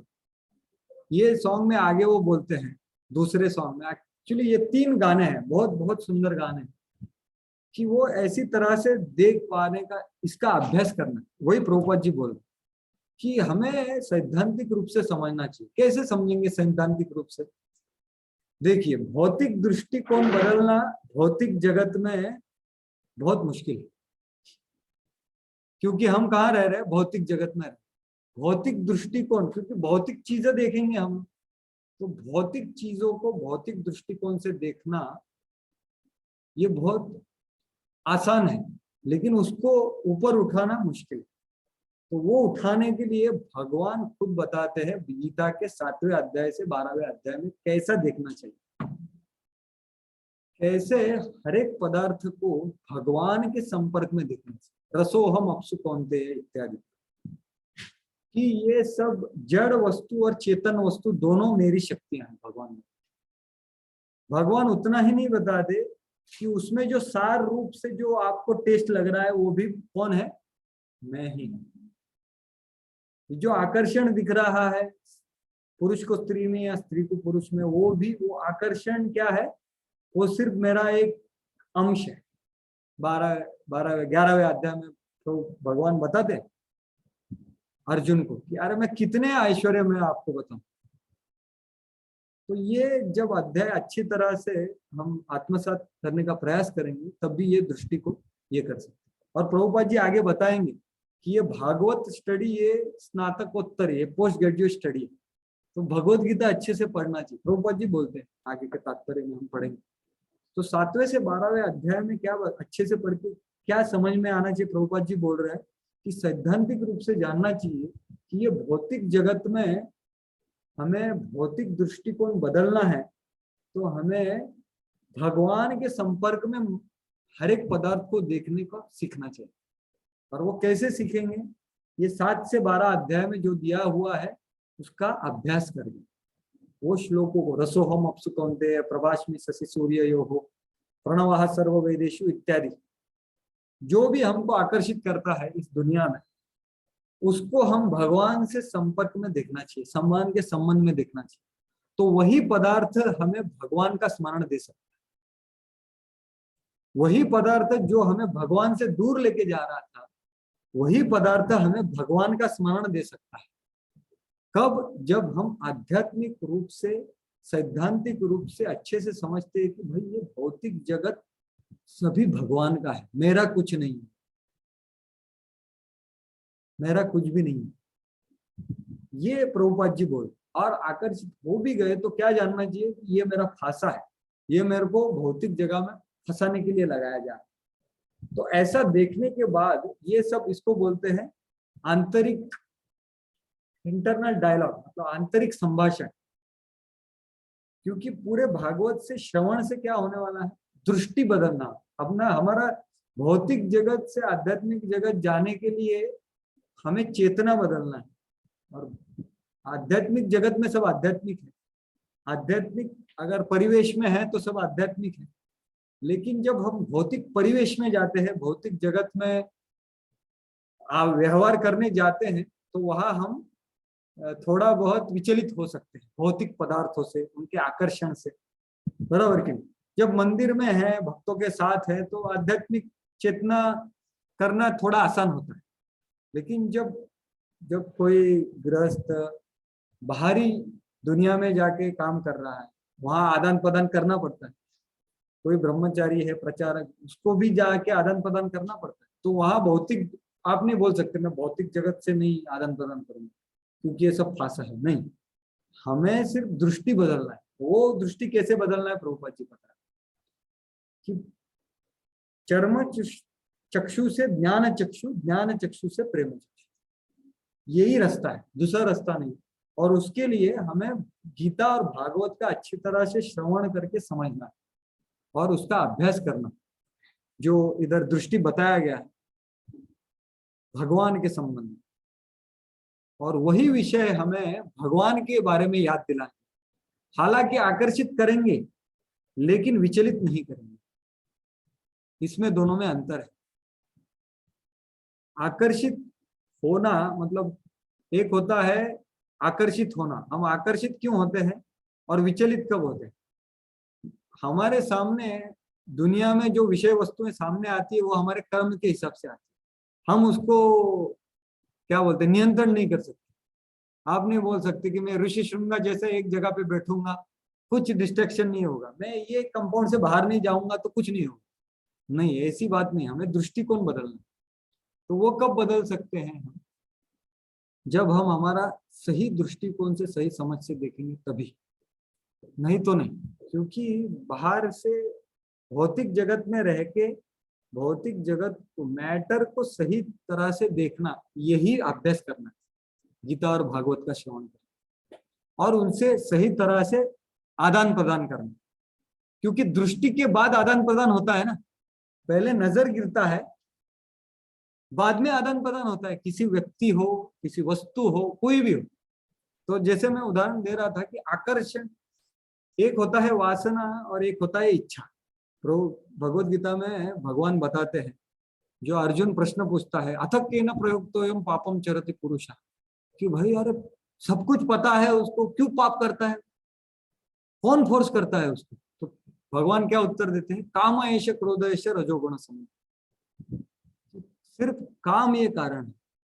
तो आकर्षण और काम में अंतर है। आकर्षण मतलब क्या, जो हमारा भक्ति में आने से पहले जो भी पहले का कर्म है उसके हिसाब से विषय वस्तु हमारे सामने आने वाली है और आकर्षित भी कर सकती है, क्योंकि पिछला सब अपने माइंड में है।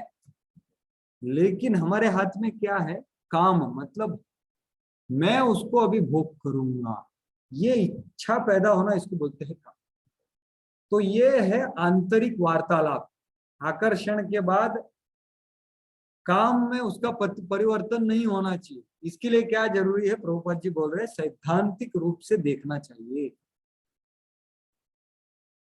मतलब क्या होगा, अगर आकर्षित भी हो गए लेकिन विचलित नहीं होंगे। आकर्षित होने के बाद हम आंतरिक वार्तालाप करके उसको भगवान के संबंध में देखने का प्रयास कर सकते हैं, अभ्यास कर सकते हैं। और बाद में अगर भगवान का नाम पुकारेंगे तो फिर भगवान का स्मरण होके शक्ति मिलेगा हमको।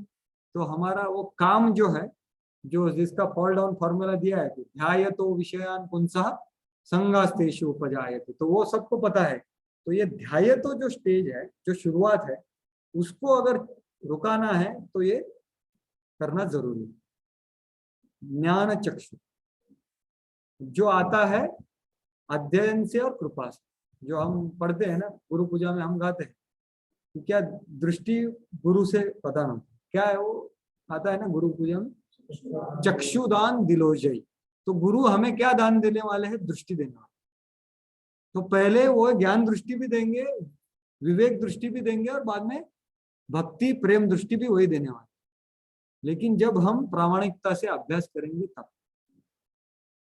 तो यही प्रभुपाद जी इधर बता रहे कि ये हमारे स्तर से, ये सुखदेव गोस्वामी के स्तर पे कैसे पहुंचना है।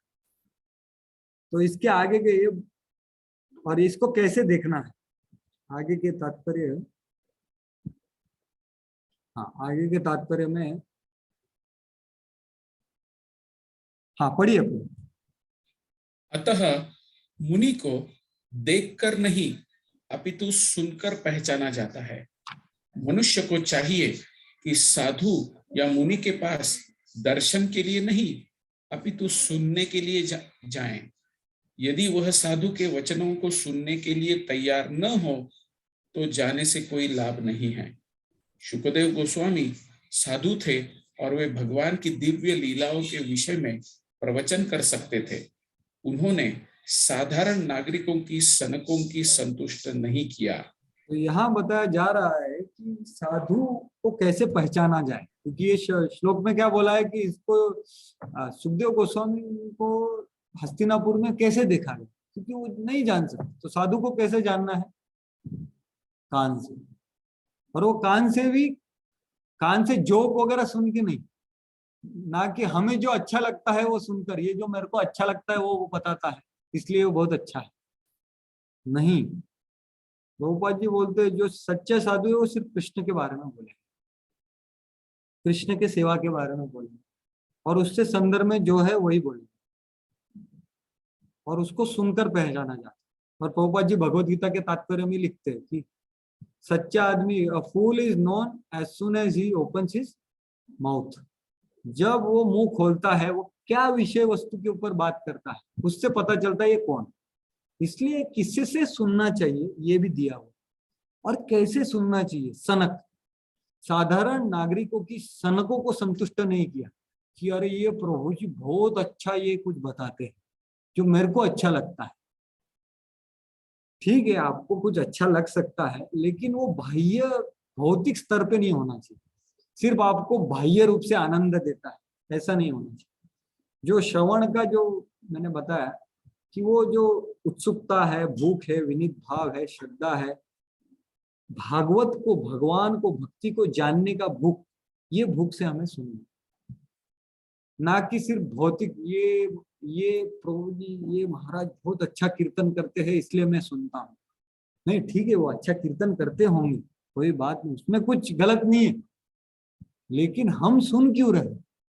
हम क्या, हमारा उत्सुकता क्या है यहाँ दिखाया जा रहा है कि जो बोलने वाला है ने ऐसा बोलना नहीं चाहिए कि अरे ऑडियंस को क्या अच्छा लगता है वो मैं बताता हूँ, तो मैं क्या होऊंगा, बहुत बहुत स्प्रेड हो जाएगा, बहुत सारे लोग मुझे जानेंगे, फेमस हो जाऊंगा।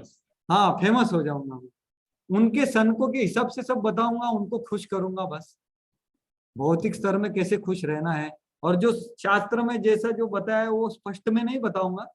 शास्त्र तो बहुत हेवी बोलता है, लेकिन मैं वैसा वो हेवी नहीं बताऊंगा। मैं क्या बताऊंगा, थोड़ा कम करके मैं बताऊंगा, जैसे कि वो भाग ना जाए। वैसा नहीं है सच्चा शोक। सुखदेव गोस्वामी क्या है, वैसे वो नहीं थे, वो राजा कोई भी हो, वो सच्चा बताने वाले। तो यहाँ उनका पात्रता के बारे में बात हो, आगे जाएंगे। ठीक है, तो यहाँ सात्वती श्रुति, तो ये तात्पर्य में भागवत को वेदों का सार कहा गया है। इसके ऊपर बहुत विस्तार से हमने पहले चर्चा की, हमने मतलब कन्हैया कृष्ण प्रभु ने बहुत अच्छे से चर्चा की है, इसमें हम अंदर नहीं जाएंगे। आगे यहाँ वक्ता का कार्य का और उसके उद्देश्य का वर्णन हुआ। तो ये मैं ही पढ़ता हूँ अभी, टाइम जरा कम है। अतएव सुखदेव गोस्वामी ऐसे आदर्श उपदेशक हैं जो दिव्य पद पर स्थित है। जो लोग संन्यास आश्रम में हैं और भगवान के संदेश का उपदेश देने के लिए प्रतिबद्ध हैं, उनके कार्यों से उन्हें यही सीखना चाहिए कि दिव्य ज्ञान प्रदान करने के अतिरिक्त गृहस्थों से उनका कोई सरोकार नहीं। गृहस्थ से भिक्षा मांगने का उद्देश्य उसके घर को पवित्र करना होता है, इत्यादि। तो इधर क्या प्रभुपाद जी बता रहे हैं कि सुखदेव गोस्वामी का कार्य क्या था और उनका कार्य के पीछे उद्देश्य क्या था। उद्देश्य क्या था कि भाई उनको गृहस्थों को, मतलब मैं इधर सिर्फ गृहस्थ ऐसा नहीं बोल रहा हूँ, वो जो भी सन्यासी है ये प्रचार वगैरह करते हैं, क्यों?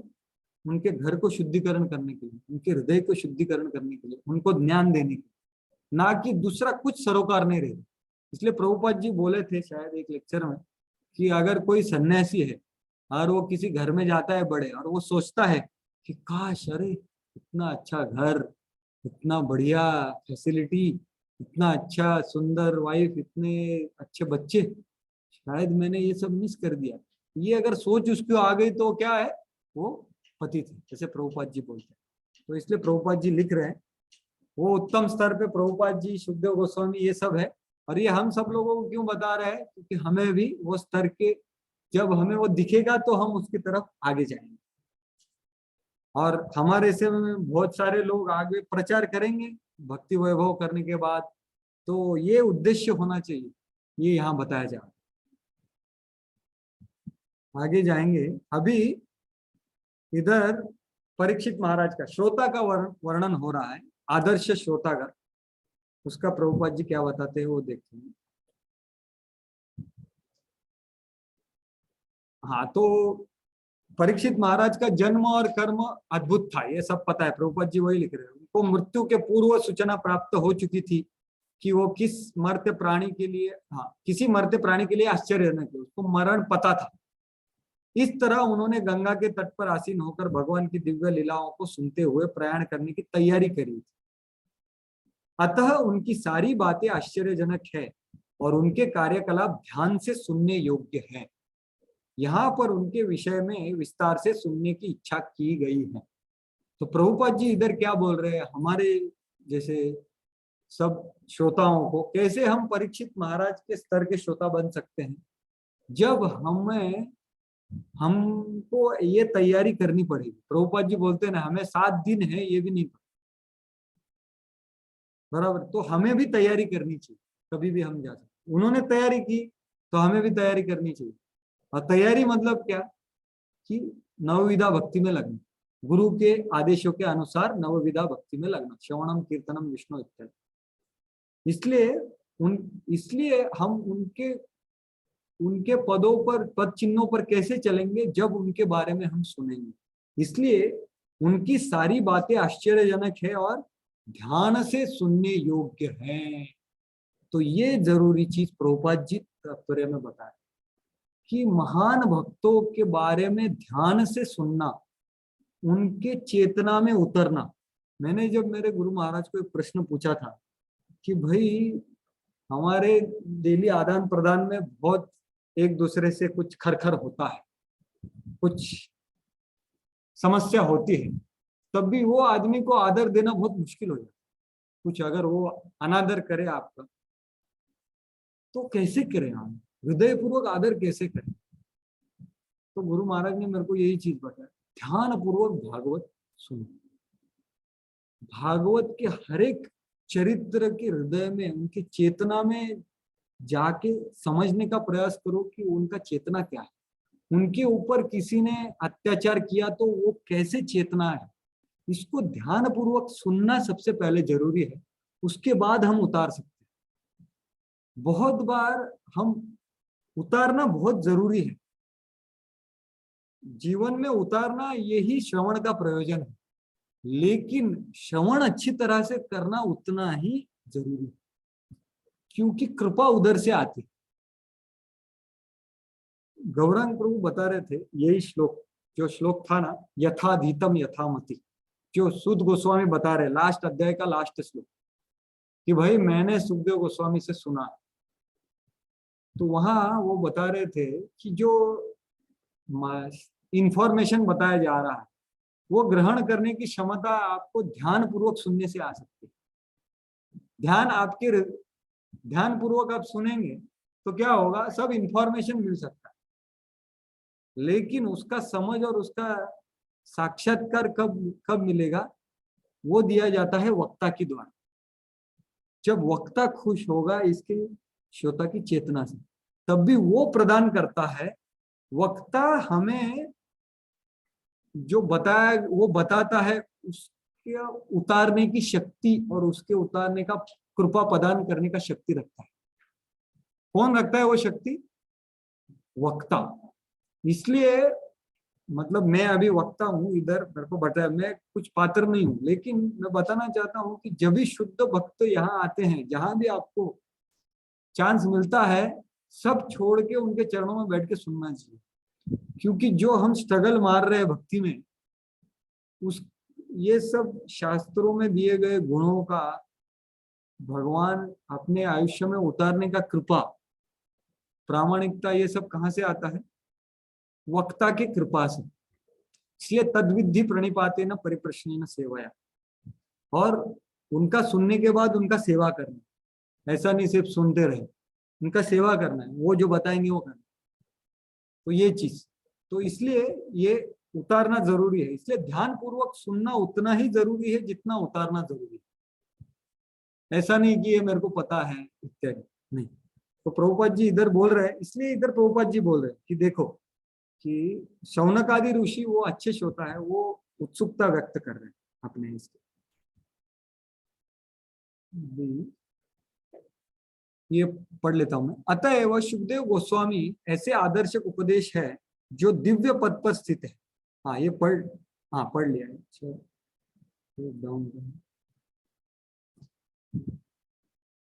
अभी यहाँ श्रोता के बारे में आए हैं, और फलस्वरूप उनके ऐश्वर्य तथा प्रशासन में कुछ भी अवांछित नहीं था, तो फिर वो क्यों सारा राजपाट त्याग कर गंगा के तट पर आमरण उपवास करने लगे?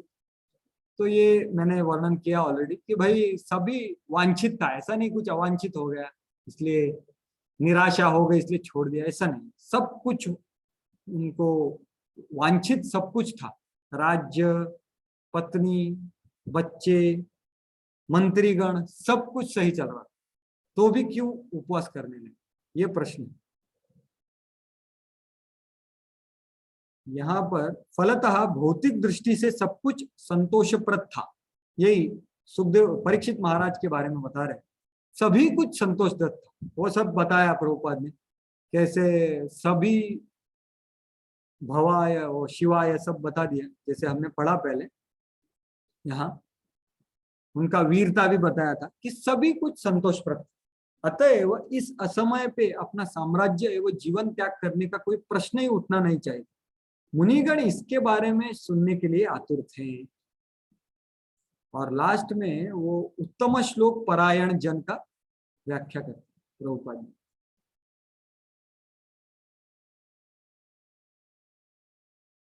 तो वहां प्रभुपाद जी बोल रहे हैं कि ये भक्त लोग हैं, वो क्या करते हैं, वो जनता के कल्याण कार्यों में केवल इसी जीवन में अपितु अगले जीवन में भी सदैव व्यस्त रहते। मतलब ऐसा नहीं था कि परीक्षित महाराज राज्य कर रहे थे लेकिन प्रजाओं का सब भौतिक चीजों का भी ध्यान रखते, ऐसा नहीं।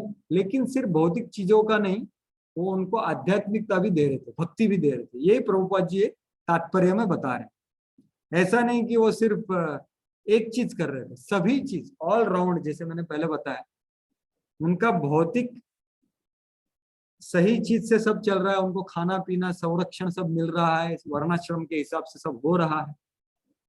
ये सभी का ख्याल रख के उनको साधु संग प्रदान करना, भक्ति करने का मौका प्रदान करना, ये सभी करते। इसलिए क्या बोला है, चतुर्दिक भलाई के लिए, चतुर्दिक भलाई ऐसे हिंदी में इधर ट्रांसलेशन किया है, सभी डायरेक्शन से भलाई। मतलब भक्त ऐसा नहीं कि भाई सिर्फ उसका शरीर का ध्यान भी देता है और शरीर के साथ आत्मा का भी ध्यान देता है, चतुर्दिक भलाई के बारे में सोचता है। वैसे ही परीक्षित महाराज थे, तो भी उन्होंने क्यों ये किया, क्योंकि चतुर्दिक भलाई करते करते वो सभी के आश्रय स्थान थे ना। राजा परमेश्वर का प्रतिनिधि होता है, अतएव राजा और परमेश्वर का उद्देश्य एक जैसा होना चाहिए। परमेश्वर चाहते हैं कि सारे जीव उनके आज्ञाकारी बने और इस तरह से सुखी हो। अतः राजा का स्वार्थ इसी में है कि वह अपनी प्रजा का भगवान के धाम वापस जाने में उनका मार्गदर्शन करे। तो यही है, दोनों चीज करता है राजा। वही प्रभुपाद जी बता रहे हैं आदर्श नेता क्या होता है। तो ऐसा नहीं कि हम सब राजा है, लेकिन हम सब, कोई गृहस्थ आश्रम में है तो उसका प्रजा क्या है, उसका फैमिली उसका प्रजा है, तो यही सब चीज उसको भी करना है। आदर्श श्रोता बनना है परीक्षित महाराज जैसा, तो ये सब करना है। तो ये सब प्रभुपाद जी बता रहे। और ये तात्पर्य में प्रभुपाद जी, ये 13वां तात्पर्य जो आज का लास्ट का है, जहाँ शौनक ऋषि बोल रहे हैं कि ब्राह्मण और, मतलब यहाँ शौनक ऋषि बोल रहे हैं कि आप सब अच्छी तरह से जानते हैं, आप हमारा उत्तर दीजिए, हालांकि आपको एक पार्ट वेद का पता नहीं। तो प्रभुपाद जी वो शब्द लेके इधर बताते हैं कि भाई ब्राह्मण और परिवाजकाचार्य में क्या अंतर है। तो बहुत इंटरेस्टिंग प्रभुपाद बताते हैं कि वेदों और पुराणों में जो अंतर है वही है ब्राह्मण और परिवाजकाचार्य में। ये बहुत विशेष तुलना है प्रभुपाद जी की, वेद और पुराण और ब्राह्मण और पारिवाजिकाचार्य। तो ब्राह्मण कौन होता है, जो है, मैं वैष्णव ब्राह्मण की बात नहीं कर रहा, इधर ब्राह्मण जो वेद विधि विधान करने में बहुत पटु है, अच्छे से मंत्र बोलता है, सब उसको पता है, लेकिन वो प्रचार कार्य में वगैरह नहीं लगा, तो ये है ब्राह्मण। लेकिन परिवाजकाचार्य कौन है, वो भगवान का मैसेज देने में लगा हुआ, हालांकि वो पूरा मंत्रोच्चारण, ज्यादा पूजा वगैरह वो सब अच्छी तरह से जानता ना भी हो चारों वेदों के, जो कि शौनक मुनि थे, सुध गोस्वामी नहीं थे, तो उसका वर्णन हुआ। लेकिन उनका लक्ष्य एक है, तो ये है। तो यहाँ लास्ट में शिल सुद गोस्वामी उन्हीं के चरण चिन्हों का, सॉरी हाँ, लेकिन इसका अर्थ यह नहीं है कि श्रीमद् भागवत वैदिक मंत्रों की अपेक्षा कम महत्व पे है। इसके विपरीत यह समस्त वेदों का पक्व फल है, जैसे कि पहले कहा जा चुका है। इसके अतिरिक्त परम मुक्त पुरुष श्रील सुखदेव गोस्वामी स्वरूप सिद्ध होते हुए भी भागवत के अध्ययन में लीन रहते।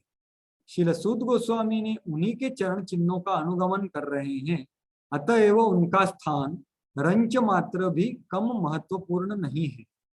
भले ही वे वैदिक मंत्रों के सस्वर पाठ में उतने पटु न हो, जो वास्तविक अनुभूति की अपेक्षा अभ्यास पर अधिक निर्भर करता है। तोता रटंत की अपेक्षा अनुभूति अधिक महत्वपूर्ण है। तो सूद गोस्वामी को पटुता नहीं थी वेदों में, लेकिन आत्मा अनुभूति थी, जो उन्होंने सुखदेव गोस्वामी की कृपा से प्राप्त की। तो वही इधर बताया गया है। तो इससे हम आज का जो चर्चा, जो प्रयास कर रहे थे हम लोग, वो इधर समाप्त करेंगे। एक्चुअली ऑलरेडी 8:38 हो गया, हालांकि हम थोड़ा लेट चालू किए कुछ तकनीकी मुश्किलों से, लेकिन अगला सेक्शन हम कल से चालू करेंगे, जो दूसरा पार्ट है। तो उसको जाने से पहले अगर किसी को अगर सेवा है तो जा सकते हैं, नहीं तो किसी को एक प्रश्न है अगर कुछ तो पूछ सकते हैं, क्योंकि actually officially time over time हो गया, 8:39 हो गया ऑलरेडी।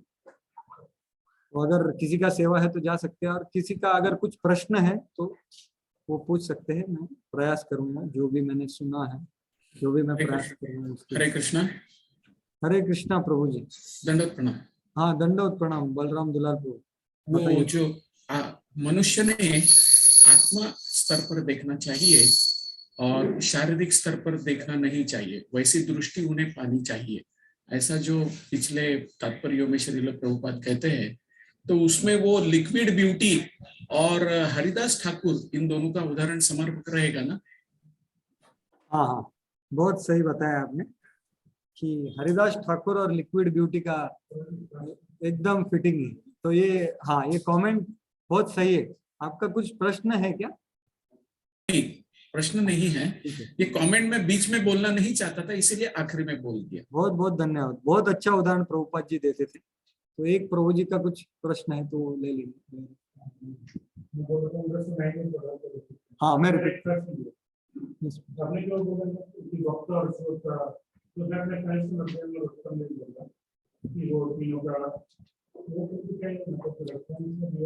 ये 3 स्तर एक्चुअली विश्वनाथ चक्रवर्ती ठाकुर बताते हैं। जैसे ये नाम नहीं लेते हो कनिष्ठ, मध्यम, उत्तम, लेकिन 3 स्तर वो बताते हैं। ये मैंने जैसे राधिका वल्लभ प्रभु जी आए हैं, उनसे मैंने विद्यापीठ में सुना था, लेकिन मैंने विश्वनाथ चक्रवर्ती ठाकुर की कमेंट्री में ये 3 स्तर बताते हैं। वो हालांकि ऐसा कनिष्ठ, ऐसा वो उसको ये नहीं देते, क्या बोलते हैं ना, नाम नहीं देते कि ये कनिष्ठ है, ये मध्यम है, उत्तम, लेकिन स्तर के बारे में बताया। मैं उसका रेफरेंस ढूंढ के आपको बताऊंगा अगली बार। क्योंकि जो ऋषि मुनि थे ना, वो वही ऐसे ही सूत गोस्वामी के संग से वो पहले आगे आगे बढ़े। एक्चुअली जैसे वो भागवत श्रवण कर रहे हैं और सूत गोस्वामी का संग ले रहे हैं, वो उनमें बहुत बदल हो रहा है भागवत को श्रवण कर। सिद्धांत, ठीक है। हरे कृष्ण। बहुत बहुत धन्यवाद। आप सब लोगों ने सहन किया, मैंने थोड़ा प्रयास किया, जो भी टाइम था उसमें प्रयास करके बताने का। कुछ त्रुटि है तो क्षमा कर देना। हरे कृष्ण। श्रील प्रभुपाद की जय। ग्रंथराज श्रीमद् भागवतम की जय। गौर प्रेमानंदी। हरे हरि बोल। सनातन गोविंद प्रभु की जय। समर्पण गो प्रभु की जय। समर्पण गो प्रभु की जय।